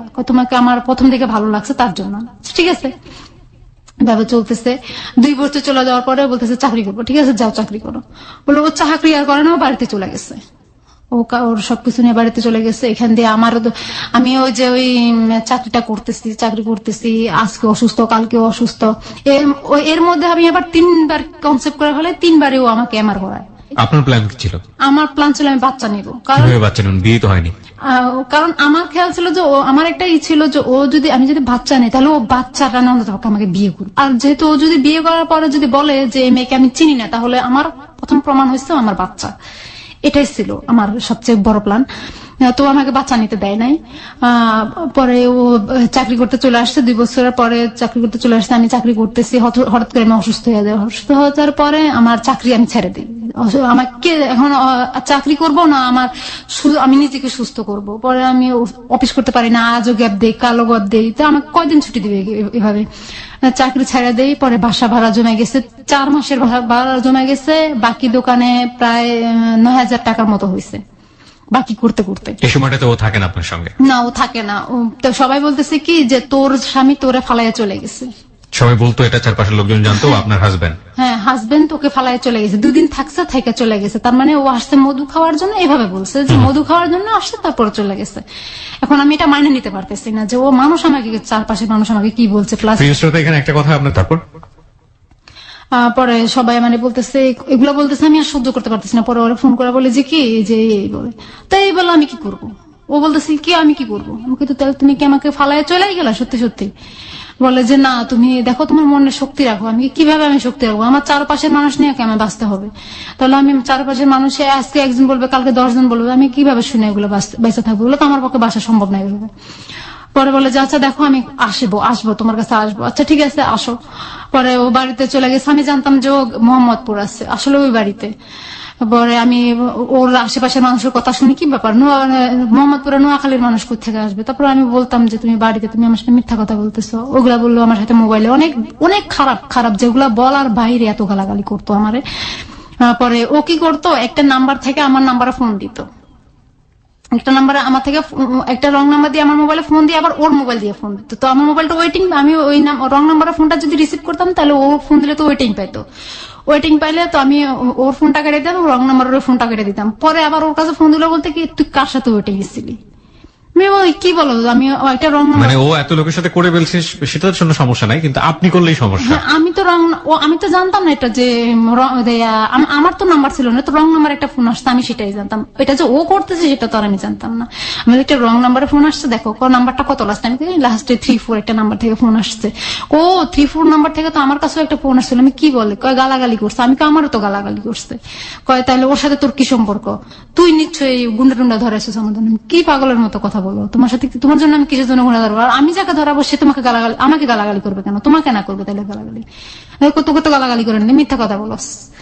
তারপর ও কি করে, বিভিন্ন নাম্বার থেকে আমার কাছে ফোন আসলে, যখন বিভিন্ন নাম্বার থেকে আমার কাছে ফোন আসে ঠিক তখন ওই মুহূর্তে ও ফোন দেয় আমারে। তো ওয়েটিং পেলো আমার গালাগালি করে, তুই নিশ্চয়ই ছেলেদের সাথে সম্পর্ক করতেছিস, তুই কোন কোন ছেলেদের সাথে সম্পর্ক করতেছিস, তোর তো এই অভ্যাসটা আছে। আমি কি তুমি দেখছো আমার কোন ছেলের সাথে আমি সম্পর্ক করছি? তুমি যখন আমার সাথে ছিলা তখন দেখছো আমি কোন ছেলের সাথে হাইসা কথা বলতে? এমনি তো কথা বলা দূরের কথা, আমি হাইসাও তো কারোর সাথে কথা বলি না। তুমি কিভাবে বলো এগুলা? বলো তোকে আমি বিশ্বাস করি না, তোরা গার্মেন্টস এর মেয়েরা এমনই। গার্মেন্টসই, তুই যে গার্মেন্টস এর মেয়ে সেটা প্রমাণ করে দিলি আমারে। এইভাবে বললাম গার্মেন্টস এর মেয়েরা কিন্তু খারাপ না, যারা খারাপ করে তারা বাইরে যেয়ে করে। গার্মেন্টস এ আর খারাপ যদি করার ইচ্ছা থাকে বাইরে যাই করতে পারে, গার্মেন্টস এ করার দরকার হয় না। আর গার্মেন্টস এ খারাপই করতে পারে না, কারণ না তুই আমাকে শিখাইস না। আমি কই তোমাকে কি শিখাবো, তুমি তো সবকিছুই জানো। পরে ও এরকম করতেছে। পরে কি করলাম, আমি বাসা ছাইড়া দিলাম। বাসা ভাড়া দেওয়া হয় নাই, কিন্তু 8,000 টাকা বাসা ভাড়া, ওখানে 9,000 টাকা বাকি ভাড়া। আমি কি করলাম, বাসায় মাল জিনিস সব রাইখা ওর ব্যাগে যে কাপড় চোপড় ছিল, ওর কাপড় এক ব্যাগ কাপড় চোপড় আমার ঘরে ছিল, আর কিছু কাপড় চোপড় নিয়ে চলে গেছে। ওর ব্যাগের কাপড় চোপড় আমার ব্যাগে যা যা দরকারি লাগে আমি ওগুলা নিয়ে রাতে ফজরের আজান দিছে তখন ওখান থেকে বের হয়ে গেছি। তখন ওখান থেকে বের হয়ে গেছি, বাড়িওয়ালার সবাই কেউ জানে না। আমি ঘরে তালা মেরে চাবিটা ওখানে পাশে ঝুলাই থুয়ে আমি চলে গেছি। আমার ঘরের অনেক মাল জিনিস ছিল, ওগুলো সব থুয়ে আমি চলে আসছি আমার ধানমন্ডিতে চলে আসছি আমার মামার বাসায়।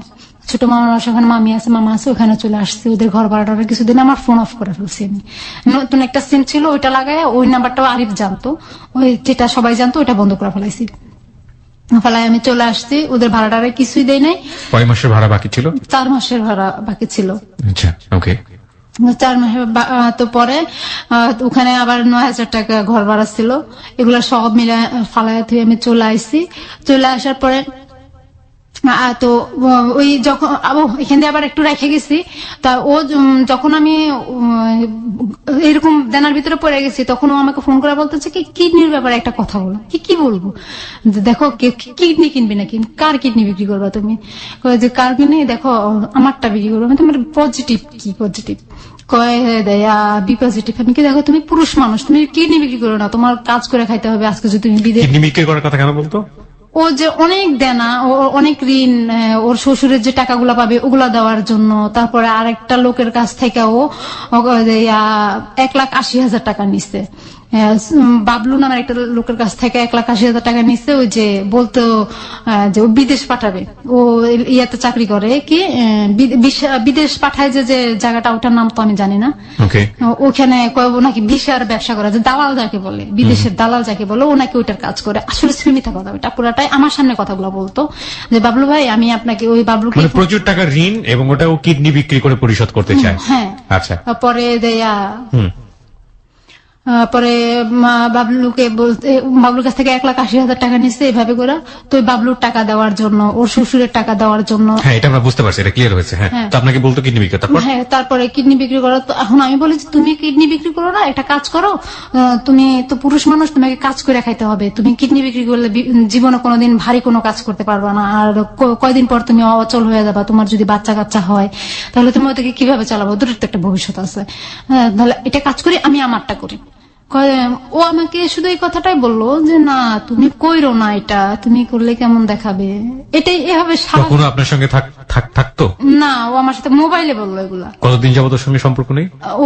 ওর সাথে আমার সাথে শারীরিক সম্পর্কটা না, শারীরিক সম্পর্ক না, আমি বলছি সম্পর্ক বলতে যেটা যে আপনার সঙ্গে ওর কতদিন যাবত মানে দেখা নেই, দেখা সাক্ষাৎ নেই।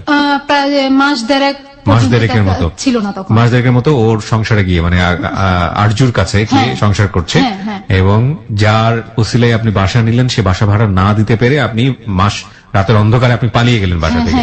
তো সেই লোক আপনাকে কিডনি বিক্রির কথা বলছে, আপনি তার ধার দেনা পরিশোধ করার জন্য আপনি নিজে কিডনি বিক্রি করার কথা বলছেন। কেন বলছেন?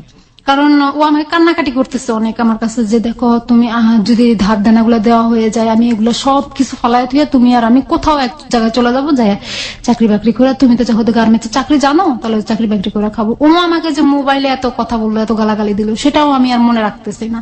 আমি বলতেছি সে করতেই পারে, ভুল স্বাভাবিক। লাভ রানস ব্লাইন্ড, ভালোবাসা অন্ধ, কিন্তু সেই অন্ধত্ব কত ভয়ঙ্কর হতে পারে সেটা আরেকটু সামনে। আমরা ছোট্ট একটা বিরতি নিব আরো একবার। আপনারা সবাই শুনছেন close up presence hello 920 ABC radio FM 9.2 এ। আমি আরজে কিবরিয়া রয়েছে আপনার সঙ্গে, এবং পারভিন আছে এই মুহূর্তে স্টুডিওতে। তাকে দেখার জন্য আপনারা চলে আসতে পারেন আমাদের ফেসবুক পেজ। তারপর বললো যে ঠিক আছে তুমি করো এটা। কত সালের কথা এটা মনে আছে? আজকে কত? না আমার মনে নাই, প্রায় মনে হয় 2013-তে হবে, 2013 সালের দিকের কথা। আচ্ছা, পরে ও বলতেছে যে এগুলো তুমি করবা, কিভাবে করবা, এটা তুমি কোথায় যাবা, কার কাছে যাবা, কিভাবে করবা। তার মানে এটা স্বাভাবিক। ও এতটা সিরিয়াস দিয়ে বলতেছে না আমাকে, আমি তো বুঝতে পারতেছি ও এতটা সিরিয়াস দিয়ে বলতে পারতেছে না আমাকে। তবুও আমি করতেছি যে ঠিক আছে, ওর দেওয়ার জন্য আমি করবো, যেহেতু ও আমাকে নিয়ে বলতেছে সংসার করবে, পুরো বাকিটা জীবন আমাকে নিয়ে কাটাবে। তো আমি সেই অনুযায়ী একটা চৌরাস্তা একটা ডাক্তারের কাছে গেলাম। তো চৌরাস্তা ডাক্তারের কাছে গেলেন মানেটা কি? মানে আপনি তার পরের দিনই যোগাযোগ করা শুরু করে দিয়েছেন কিডনি বিক্রি করার জন্য? আপনি জানতেন কিডনি কি জিনিস? না, আমি জানতাম যে কিডনি শরীরের একটা অংশ, এবং এটা অনেক ক্রিটিক্যাল একটা জিনিস, যেটা পরে আমি ওই ডাক্তারের কাছে গেলেন। ডাক্তারের কাছে গেলাম। তো ডক্টর কি করলো যে আমাকে বললো যে তোমার ব্লাড গ্রুপ চেক করা লাগবে। আপনি কোন ডাক্তারের কাছে গিয়েছিলেন? ডাক্তারের নামটা মনে করতে পারবেন? ইভেন ডাক্তারের নাম মনে না করলেও চলবে। মানে আপনি যখন ডাক্তারের কাছে গিয়ে বললেন যে আপনি কিডনি বিক্রি করতে চান, আমি সরাসরি কিডনি বিক্রি করবো এই কথা বলি নাই। তাহলে আপনি কি বলেছেন? আমি বলছি যে আমি একটু ব্লাড টেস্ট করবো, এই কথাটা বলছি। ফার্স্ট আপনি ব্লাড টেস্ট করতে গেছেন। আচ্ছা, তারপর? আমি বলছি যে ব্লাড টেস্ট করবো। ঠিক আছে, ব্লাড টেস্ট করবো, একটু বসো। সামনের রুমে বসাইছে, রিসেপশনের সামনে বসাইছে। বসানোর পরে উনি একটা ভিতরে একটা এক্সরে একটা রুম ছিল, তো ওই রুমের ভিতরে গেছে, ওখান থেকে আবার আসছে। ওখানে আইসা আমাকে বলতে চলো ওই রুমে চলো। হ্যাঁ ঠিক আছে বল। ওই রুমে নিয়ে গেল, আমাকে নিয়ে বললো যে কি বলো এখন বলো। তো উনি আমার দিকে তাকাইতেছে বারবার, এমন ভাবে তাকাইতেছে আমি বুঝতে পারতেছি উনি খারাপ নজরে তাকাইতেছে আমার দিকে।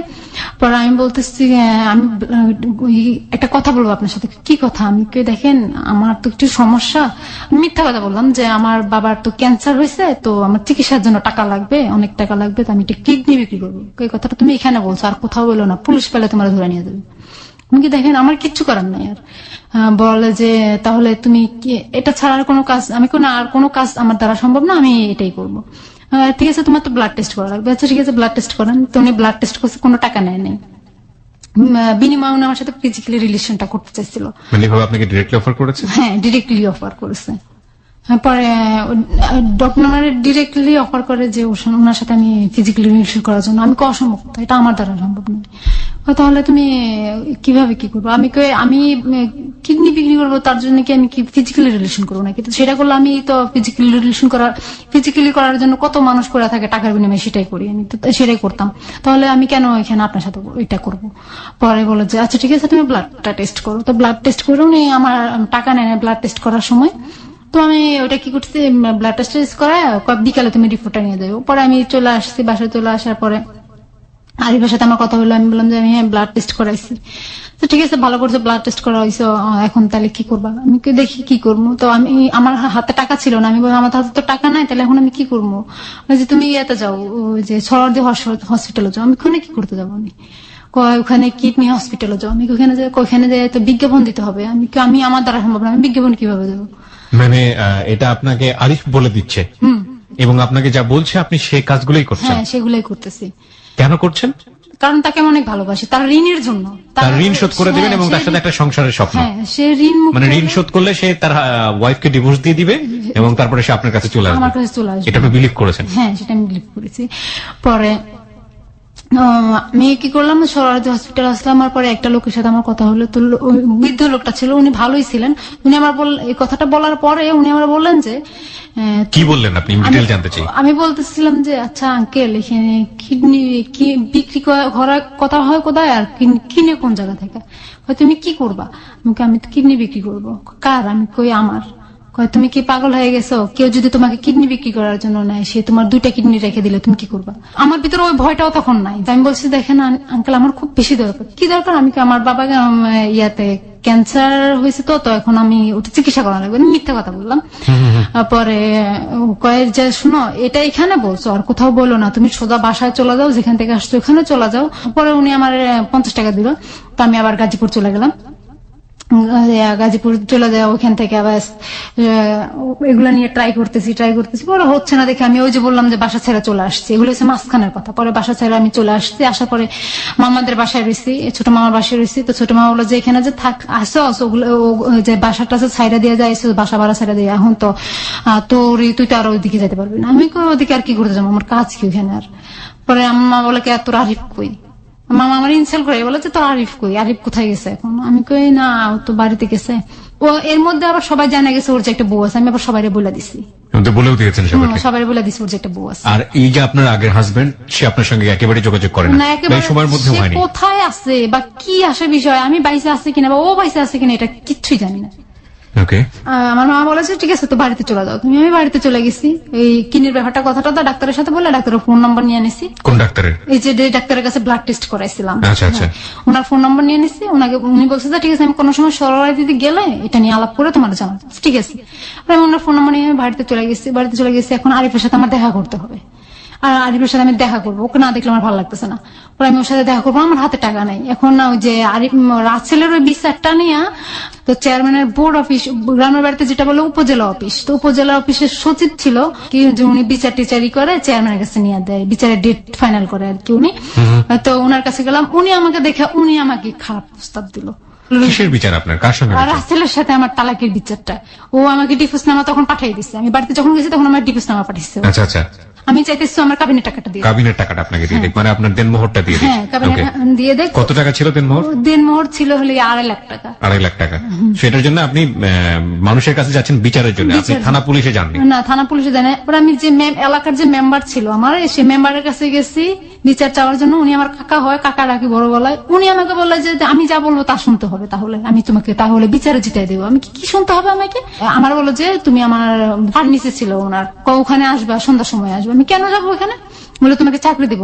আম্মা বলছে যে যাবি। আমি কই না, ওনার তো মতলব খারাপ। তুমি তাহলে সন্ধ্যার সময় আমাকে যেতে বললো কেন? আমি বুঝে গেলাম যে ওনার মতলব উনি সন্ধ্যার সময় যাওয়ার মানে চাকরি দিতে হলে সন্ধ্যার সময় যায়, দিনের বেলায় কি হয়েছে। পরে উনি আমাকে সন্ধ্যার সময় যেতে বললো, আমি দিলাম না। পরে আমাকে মোবাইলে বললো যে আমি যা বলবো তা করতে। আমি কি করবো কাকা? আপনার সাথে আমি কি করবো? আপনি তো আমার কাকা, এক গলা যাকে আমি কাকা বলি, বড় ডাক, বড় বাপের চেয়ে ভালো করে আপনাকে সম্মান করি, শ্রদ্ধা করি। আপনি কি যেটা বলবেন সেটা কি শুনতে হবে আমাকে বলেন? কয় তুমি আমার সাথে আমাকে সময় দিতে হবে। কি সময় দেবো আমাকে? উনি আমাকে ফিজিক্যালি রিলেশন করার জন্য অফার করলো। এগুলো আমি রেকর্ডিং করে ফেললাম কথাগুলো। ওগুলা করার পর আমি আম্মাকে শোনালাম, মা দেখেন আপনি কাকার মেম্বাররা বিশেষ করে মেম্বারে এই কাজটা করতেছে। পরে হলো এখন কিডনির ব্যাপারটা হচ্ছে, এখন আরিফ বলতেছে আরিফ ঢাকা চলে গেছে। আরিফ বাড়ি থেকে ঢাকা চলে গেছে, মোহাম্মদপুর। ঢাকা চলে আসার পরে ও বলতেছে কি এখন কিডনির ব্যাপারে একটা ট্রাই করতেছে। ও আমার গ্রুপটা জানছে, যায় না, ও ট্রাই করতেছে, বিভিন্ন হসপিটালে যেতেছে, ট্রাই করতেছে এটা নিয়ে। ও নিজেও ট্রাই করছে? হ্যাঁ, ও নিজেও ট্রাই করতেছে। তো আমার বললো যে কি একটা কাজ করো, ঢাকায় আসো তুমি। আমি বাড়ি থেকে ঢাকা আসলাম। আসার পরে ওই যে ও কি করলো, আমারে নিয়ে বসে বসে কিছু লিখলো আমার গ্রুপ দিয়া আর আমার ফোন নম্বর দিয়া এই যে একটা লিখলো, ও কয়েকটা পোস্টার লিখলো। আচ্ছা। হ্যাঁ, অনেকগুলো হাতে লেখা পোস্টার লিখলো, এখানে একটা ঘাম কিনলো। কেনার পরে ও সরোয়ার্দী কিডনি হসপিটালের অনেকগুলো লাগাইলাম।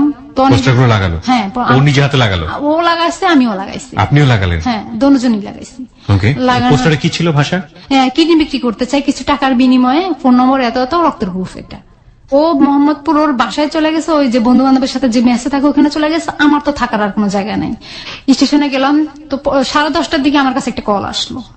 একটা কল, জিহাদ নামে একটা ছেলে একটা কল করছে। কল করে বলে যে কি আপনি কি, আমার নাম ধরে বলো আপনি কি অমুক? আমি কি হ্যাঁ আমি। বলে যে আপনি কি কিডনি বিক্রি করতে চান? আমি কি হ্যাঁ। কেন? আপনার তো এটা ফোন নম্বর আপনার। আমি কি হ্যাঁ এটা আমার। কেন, কি হয়েছে? আপনি আমার বলো আপনি কোথায় থাকেন? আমি মিথ্যা কথা বললাম, আমি মোহাম্মদপুর থাকি। কি হয়েছে? আমার ভাইয়ের তো কিডনি দুইটা ড্যামেজ হয়ে গেছে, তো রক্ত লাগবে কালকে। আমার যে সময় ফোন করছে বলতেছে কালকে ওর ডায়ালিসিস দিতে হবে, তো ডায়ালিসিসের জন্য কিছু রক্ত লাগবে। পরে আমি কি বললাম, আমি কিছু ঠিক আছে, আমি কালকে সকাল 10টার দিকে আসতেছি। কোথায় আসতে হবে?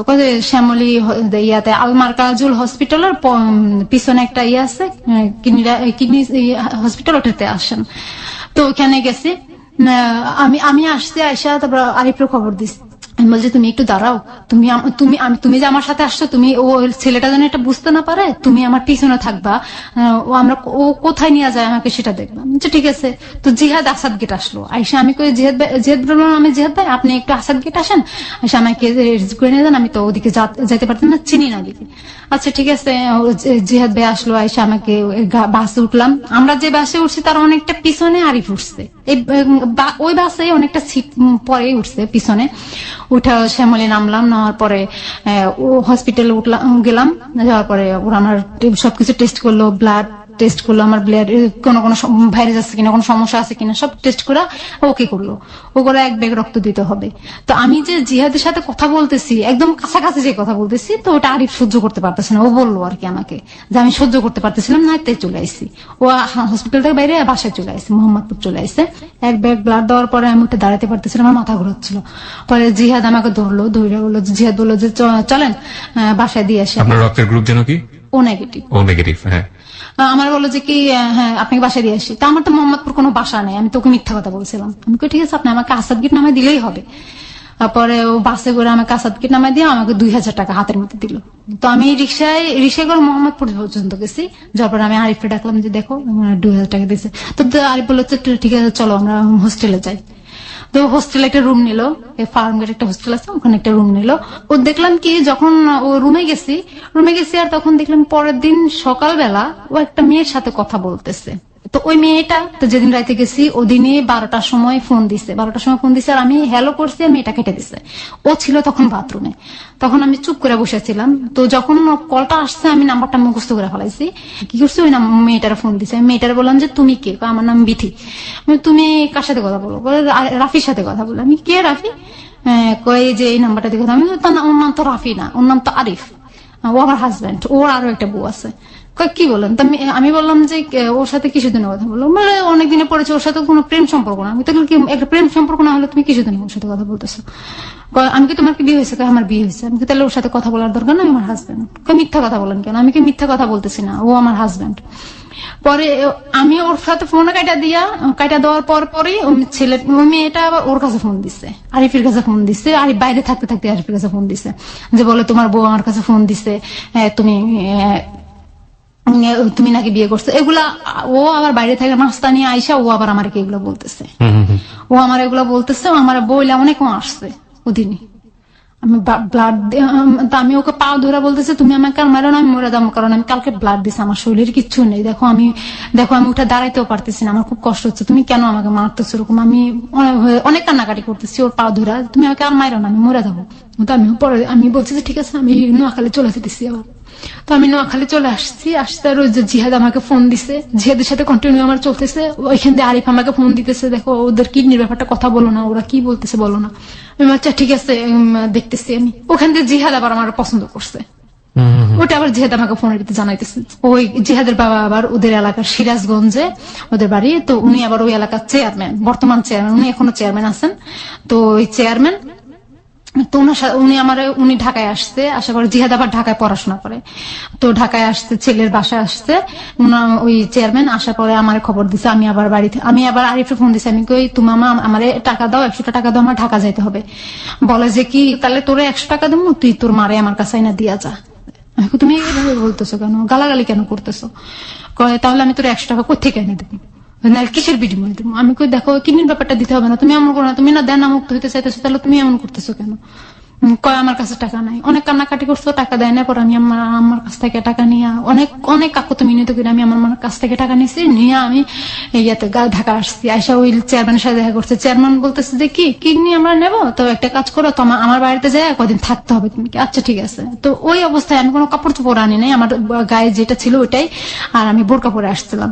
ওনাদের এলাকায় নিয়ে গেছেন, ওখানে বলতেছে যে ওনাদের ছেলের সাথে নাকি আমাকে বিয়ে দিবে, যেটা কিডনি দুটাই ড্যামেজ, ওটার সাথে আমাকে বিয়ে দিবে কিসের কি বিয়ে দেবে কি, আমি তো রাজি না। আমি কি বাবা এটা কি ধরনের কথা? আমি কয় না শোনা, এটা মিথ্যা কাবিন হবে। কাবিন তো কোনোদিন মিথ্যা হয় না। দেখো এখানে কোনো মৌলবি দেওয়া হবে না। আমি কি মৌলবিদি না হলে একটা ছেলের আর একটা মেয়ের কাবিন হলে ওটা বিয়ে হয়ে যায়, আর আপনাকে ছেলেকে আমি বিয়ে করবো না, আমার একটা হাজবেন্ড আছে, সমস্যা নাই, তোমার গার্জিয়ানকে। তো আমি আরিফরে দেখাইলাম যে ও আমার চাচাতো ভাই হয়, একটা হাজবেন্ড সেটা বলি নাই, ও আমার গার্জিয়ান, আমার ফ্যামিলি বেশিরভাগ সময় দেখাশোনা ওই করে। আচ্ছা ঠিক আছে, তো ওকে খবর দাও। তো আমি প্রায় ওদের ওখানে 6 দিন ছিলাম। 7 দিনের মাথায় আরিফকে খবর দিলাম। আরিফ বলে যে আমার কাছে টাকা নাই। তো আমি চেয়ারম্যানকে বললাম যে কি বাবা আমাকে কিছু টাকা দেন, আমার ভাইকে টাকা পাঠাইতে হবে। মানে চেয়ারম্যানের উদ্দেশ্য হচ্ছে যে আপনাকে বিয়ে দেওয়ার পরে আপনার কাছ থেকে কিডনিটা নিয়ে নেবে, তারপর আবার ডিভোর্স হয়ে যাবে। হ্যাঁ ডিভোর্স হয়ে যাবে। ওকে। চেয়ারম্যান আমাকে 1000 টাকা দিল। তো আমি 200 টাকা হাতে রেখে 800 টাকা আরিফের জন্য পাঠিয়ে দিছি। তো আরিফ নোয়াখালী থেকে সিরাজগঞ্জ গেছে। এখানে 2 ঘন্টার ভিতরে কাবিন হলো, কাবিন রেজিস্ট্রি 2 ঘন্টার ভিতরে সবকিছু কমপ্লিট হয়ে গেছে। মানে আপনার সঙ্গে? হ্যাঁ আমার সাথে ওই ও যে ছেলেটা কিডনি নষ্ট, হ্যাঁ কিডনি নষ্ট, ওর নাম হচ্ছে হিরণ। তো চেয়ারম্যান বলতেছে দেখো মা এটা নিয়ে এই করো না, তুমি যদি কিডনি নেওয়ার পরে বলো যে আমাদের বাড়িতে থাকতে চাও সারা জীবনের জন্য তোমাকে আমরা রেখে দেবো, আর যদি বলো না থাকতে চাই না তাহলে থাইকো না, সমস্যা নাই। এটা তো আমি বললাম যে আচ্ছা বাবা এটা কিসের জন্য করা হয়েছে? কয় দেখো এটা উকিলে এটা করা হয়েছে এই মাধ্যমে যেন পুলিশি কোনো ঝামেলা করতে না হয়। স্ত্রীর স্বামীকে কিডনি দিতেছে, এটাই কোনো ঝামেলা। আর টাকার লেনদেনটা কারোর কাছে বলবা না, সেটা তোমার ভিতরে আর আমাদের ভিতরে। টাকার লেনদেনটা কত জন ছিল? 4 লাখ টাকা। এটা যখন আপনি ওদের সঙ্গে ডিটটা করছেন, এটার বিয়েটাও করে ফেললেন, আপনার পক্ষ থেকে সাক্ষী কেউ ছিল? সাক্ষী ছিল আরিফ। আর এছাড়া পরিবারের অন্য কেউ জানতো না? আমার পরিবারের কেউ জানতো না এই ব্যাপারটা। ওকে, আমরা স্টেপ বাই স্টেপ শুনি। তারপর পরে শুক্রবারে কাবিন হয়েছে, তো শনিবারে সকালবেলা আরিফ চলে আসছে, আমি আর আসি না আরিফের সাথে, আরিফ বাড়িতে চলে আসছে। আবার আমি রবিবারে আবার চেয়ারম্যান সহ ঢাকায় আসলাম। তো ঢাকায় থেকে চেয়ারম্যান আমাকে গাড়ি তুলে দিল, আমি এবার নোয়াখালীতে চলে গেলাম। নোয়াখালীতে চলে যাওয়ার পরে আমি আমার মার এই কথাগুলো বলতেছি, মা এই ব্যাপার, আমি কিডনি বিক্রি করবো। আম্মা কাঁদতেছে, আম্মা হাউমাউ করে কাঁদতেছে। আম্মা বলতেছে তুই কি করলি, তুই খুব কষ্টের মেয়ে, তোর জন্য আমার অনেক অত্যাচার সহ্য করতে হইতেছে, আর তুই এই কাজটা করতেছিস, তুই কেন এরকম করলি? গেছে বছরের আগের বছর রোজায় আমাকে ওরা বললো যে ঠিক আছে আমরা তো শ্যামলীতে বাসা নেব, এখানে কন্টিনিউ ডাক্তারের সাথে দেখা করতে হবে, তোমরা স্বামী স্ত্রী হিসেবে দেখা করতে হবে না, ডাক্তার বিশ্বাস করবে না। তো আমি আরিফরে বললাম যে দেখো এরা বলতেছে যে ওদের ওখানে যায় থাকতে, কয় আচ্ছা ঠিক আছে থাকো সমস্যা নাই। ও অনুমতি দিছে, আচ্ছা গেছি। আরিফ আমার ফোন দিতেছে, আজকে আমার টাকা লাগবে, কালকে আমার টাকা লাগবে, এরকম প্রতিদিন ওর টাকা লাগবে। 50,000 টাকা অলরেডি আরিফের কাছে পাঠিয়ে দিছি, তার মধ্যে 50,000 টাকার মধ্যে খালি 9,000 টাকা আমি আমার মারে দিচ্ছি। একদিন আমি চেয়ারম্যানকে বললাম যে বাবা আমার 10,000 টাকা লাগবে। ঠিক আছে কি করবো? আমি কই দরকার একটা দেনাদার আসে বাসা চিল্লাচিল্লি করতেছে, তো আপনি 10,000 টাকা দিলাম, ওইটা কয় দেনাদারের সাথে আমার কথা বলা দিতে। আমি বললাম বিপদে, দেনাদার আরিফকে দেনাদার সাজাইলাম, 10,000 টাকা নিলাম, তো আরিফরে 500 টাকা পাঠালাম, তুমি ঢাকা আসো।